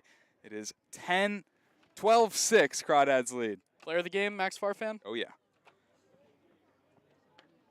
Yeah, that ball was rocketed.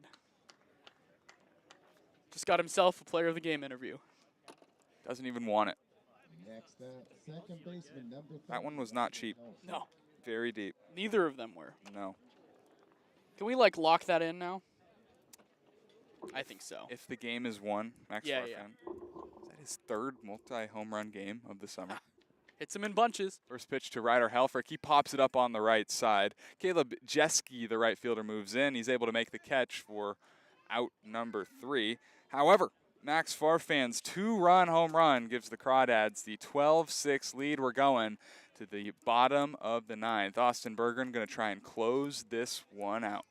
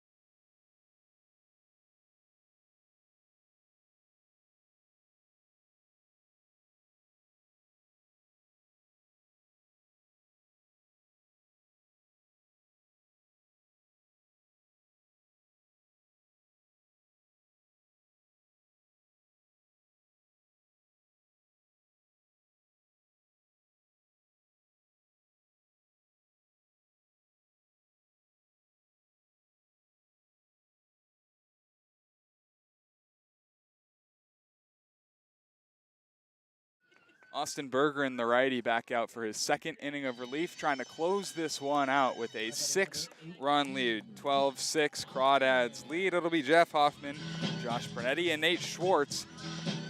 The Mudcats scheduled in the bottom of the 9th inning, trying to salvage what is left of this series. First pitch fastball grounded outside of 3rd, foul, 0-1. We've seen the Mudcats score in bunches this series, so this game not over yet. No, and they've scored a lot in the 9th inning. Yeah, can't get complacent. Yesterday, a 5-run top of the 9th inning. Made it a little bit closer. 0-1 slider in there for a strike. Nothing in too quickly to Jeff Hoffman. Yeah, Hoffman didn't think that was a strike. It looked like it was a little high, but Bergeron will take it. Nothing in 2 pitch from Bergeron. It's a slider popped up on the infield. Fighting the sun for a second was Charlie Welch, but he's got control of it now. 2 hands to make the catch, and that's the first out here in the bottom of the 9th. I think one of my favorite things about baseball is when any ball in the air, pitcher immediately, arms straight up. My favorite is the home run. Edwin Diaz. Yeah. Edwin Diaz was notorious for that. His first season with the Mets. Multiple point to the sky that ended up home runs. Here's Josh Pernetti having a pretty fun series rather. First pitch fastball misses outside, 1-0. Today, 1 for 3. He's doubled and scored. Walked in his last at-bat back in the 7th inning and grounded out to Max at third and Ryder at second. 1-0, fouled into the net, 1-1.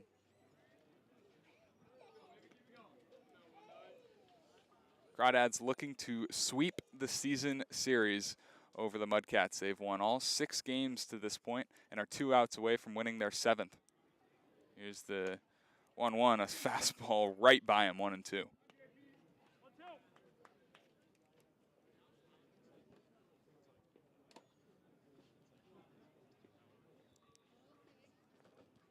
One ball, 2 strikes. Here's the pitch from Bergeron. Change up, swung on and missed. First strikeout of the day for Austin Bergeron. It's the 2nd out in the bottom of the 9th. Yeah, pretty pitch, whatever that was from Bergeron, just dropped, had the bottom drop out of it. Reminiscent to what we saw from Tyler Blair in his outing today, but here coming in the 9th, Crawdads just 1 out away from a very smooth 9th inning. Here's the last chance for the Mudcats. Nate Schwartz does not have a hit today. He has reached twice on an error. First pitch, fastball misses inside, 1-0.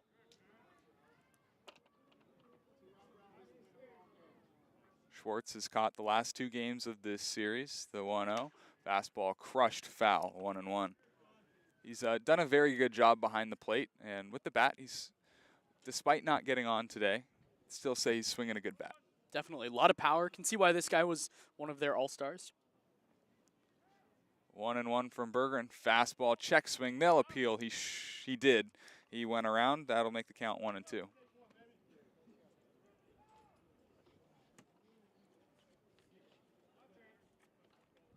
One ball, 2 strikes, 2 outs. Bergeron trying to slam the door shut. Fastball misses in the dirt, 2-2. One more to put him away.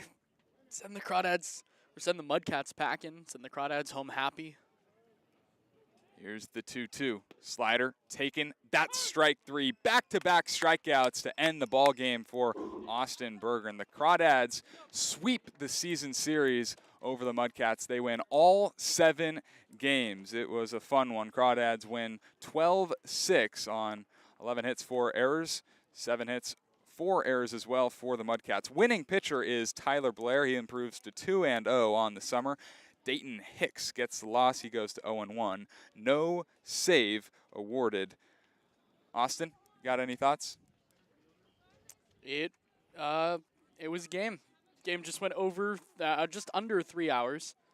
Crawdads, needed a quick one today. Looking to make up some ground.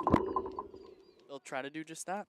Final time of game, 2 hours and 58 minutes. One more time, so the Crawdads win 12-6. They score the 12 runs on 11 hits and 4 errors. Mudcats 6 runs on 7 hits, 4 errors as well. Got nothing else here. Crawdads will take on the Lincoln Potters tomorrow. Night game should be huge series, by the way. Lot of fun. There's a lot riding on it. Hopefully the Stompers lose today. That would be a clinch. Nonetheless, we've got nothing else here for you. Thank you all for tuning in. Make sure to stay tuned for the post-game show. For Austin Oda, my name is Carson Mercier, signing off.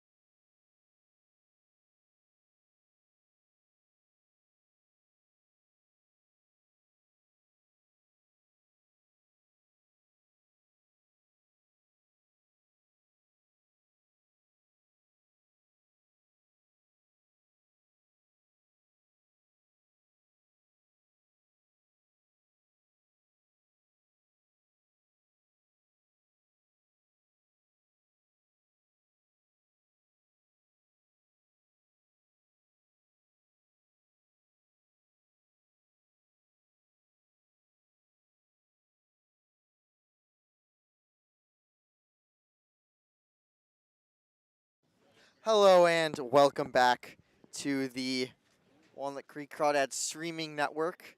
The Crawdads improved to 20-6, and our player of the game is Max Farfan. 2 bombs today. Just an overall a fantastic day. His second multi-home run game of the season. Your Crawdads player of the game is Both? brought to you by DVY Cards and Collectibles, a local shop with all of your favorite cards and collectibles, conveniently located just off the 4 freeway. And Max, so you've been very hot recently, but you had a really tough start of the season. So how were you able to stay locked in there and not like panic? I think I had a big struggle. I made a lot of adjustments to my swing, and as you can, it's starting to pay off. So I've been kind of just trusting, making little adjustments here and there when I need to, and thankfully it's been working out pretty well. Yeah, and what kind of adjustments were those? I kind of just changed my whole swing. I used to have a toe tap, and then I just started trusting myself and went back to a leg kick like I used to before I went to my school last year, and it kind of been, I mean, it feels a lot more comfortable, so yeah. Yeah, and I mean clearly you're feeling a lot more comfortable. So like, how exactly have you been able to access more of your power recently? Like, it seems from your swings that power just comes like really like just naturally. I honestly, I think it was always there. I just kind of just started I kind of just started hitting the ball. I mean, I was swinging and missing a lot with my other swing, and really just not trying to do much. And I mean, I know the ball will leave if I just get it, so I'm just trying to get the ball more often. I know something we talked about before the season is that this year at UIC, a lot of your power was the other way. This year, 7 of your 8 home runs have been to the pull side. Do you feel like that's changed, or do you feel like you're just seeing some different pitching this summer? No, I'm just pitches are in, and I'm just taking advantage of them. I don't think I'm trying to pull the ball, but I mean, I'm trying to hit the ball where it's pitched because I think in the beginning I was trying to pull the ball and it wasn't really working out. And ever since I've been trying to hit the ball where it's pitched, it's been paying off pretty well. All right, Max, thank you Thank for you. joining us. Good work. Great game. Your Crawdads player of the game is brought to you by DVY Cards and Collectibles, a local shop with all of your favorite cards and collectibles, conveniently located just off the 4 freeway. Now, before we talk about the rest of the game, we have a CCL out-of-town scoreboard. Got some important games. This look around the CCL is brought to you by American Stage Tours. American Stage Tours, small enough to care and large enough to compete. And as we look around the CCL, the Crawdads have a magic number of 1. They only need the Sonoma Stompers to lose today, but they're currently up 4-3 against the Bay Area Admirals in the top of the 7th. But in other news, the Healdsburg Prune Packers are losing to the Lincoln Potters 7-2. If they lose, the Crawdads are 2 back, and I mean, you talk about it on the broadcast, but Craig Schmidt, 10 strikeouts through 5 2/3. Just Craig Schmidt really helping out the Crawdads here, and I mean, we didn't necessarily think the Crawdads had a great chance of catching Healdsburg, but if Healdsburg loses 2-3 to Lincoln, I mean, Crawdads could get that 1 seed, which just so important because then that means they only have to win 1 game. I think the big thing there is, the Crawdads just can't get complacent. You're coming off a series against Solano, which I think we all can admit is not the toughest competition, and then going up against a really hot Healdsburg team, it's going to be difficult. So Crawdads can't get complacent. They have to take advantage of Craig Schmidt dealing. Lincoln brought in their other stopper, Jackson Nove, the big lefty out of Kentucky, and so it'll be fun to watch. Yes, and the Crawdads take care of business against the Mudcats. Mudcats fall to 4-24, while the Crawdads improve to 20-6. Crawdads still have not lost back-to-back games this season, and unlike the last few games, they just kind of put the game away. Tyler Blair does a really good job. Let up 4 runs, but only 1 of them were earned. There were some errors by the Crawdads, 4 errors aside for this team, and EJ McGrew comes in for 3 innings, 2 runs, only 1 earned. He really locked it down. Then Austin Bergeron, a shutout, final innings for 2 strikeouts. And Austin, I mean, Tyler Blair, 4 innings, the most he's gone. What do you see from him in how is he able to go 4 innings?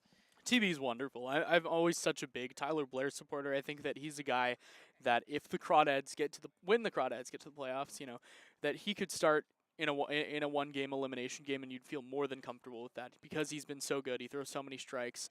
He's been locking down the back end of the bullpen, but I would not be surprised to see him start in an elimination game and hopefully give the Crawdads some good innings like he did today.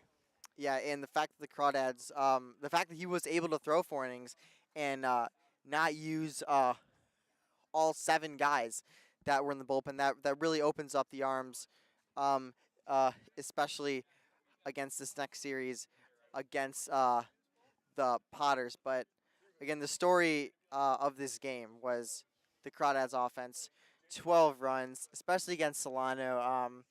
They just score runs. That's 3 straight games with 10 runs. Well, actually, no, if you count the Lincoln series, that's 4 straight games with at least 10 runs. They just score, and part of the reason was 10 walks, especially. I mean, one guy that maybe is frustrated that he's walking a lot is Ryder Helfrich, but how unselfish and mature is Ryder Helfrich to be able to he's coming in, he wants to show off, but just being disciplined enough to take those 3 walks. What does that say about him? It's huge. You always want to swing, and he's going to Arkansas next year. He's not going there to take walks. He's going there to swing the bat. But I think it's big that he's, putting the team first. He knows he's got a bright future ahead of him. So I think he can kind of afford to use this summer to work on growing a team rather than selfishly or not, whatever you want to call it, work on himself and his own things. But, I think mature baseball players recognize mature baseball decisions, and that's one of them is if the team wins, then I win, and I think that's the big thing that we've learned from Ryder.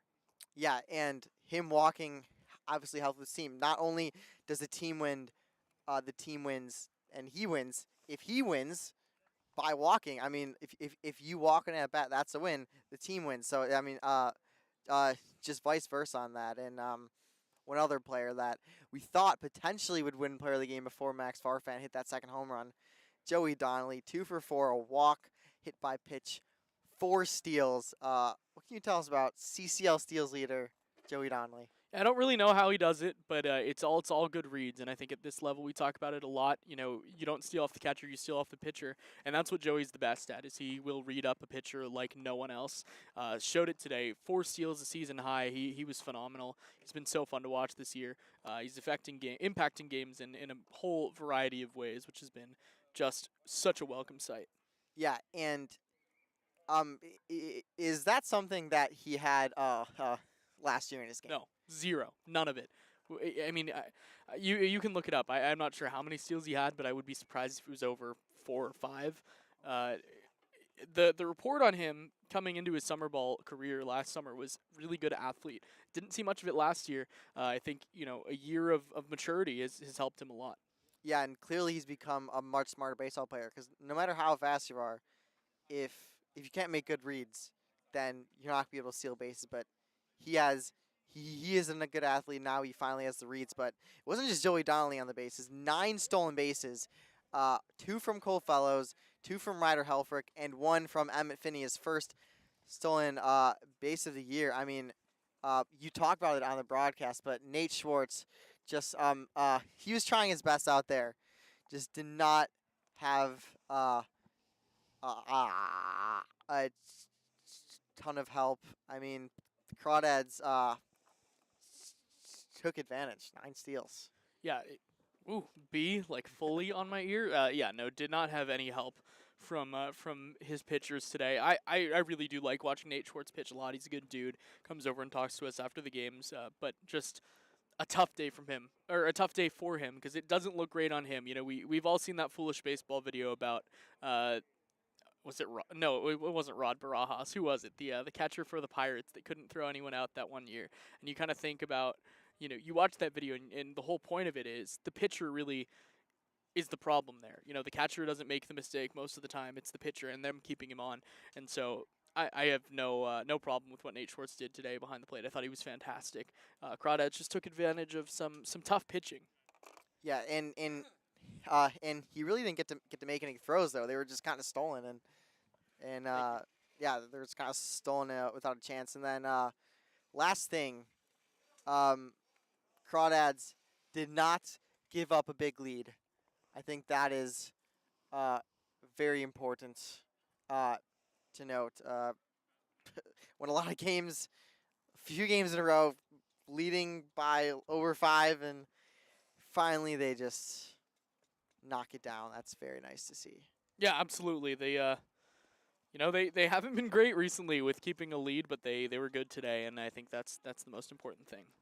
Yeah, so thank you guys for listening to the post-game show. I'm Kobe Siegel with Austin Oda. Thank you for watching or listening to the broadcast and the post-game show. We will see you tomorrow. Go Dads.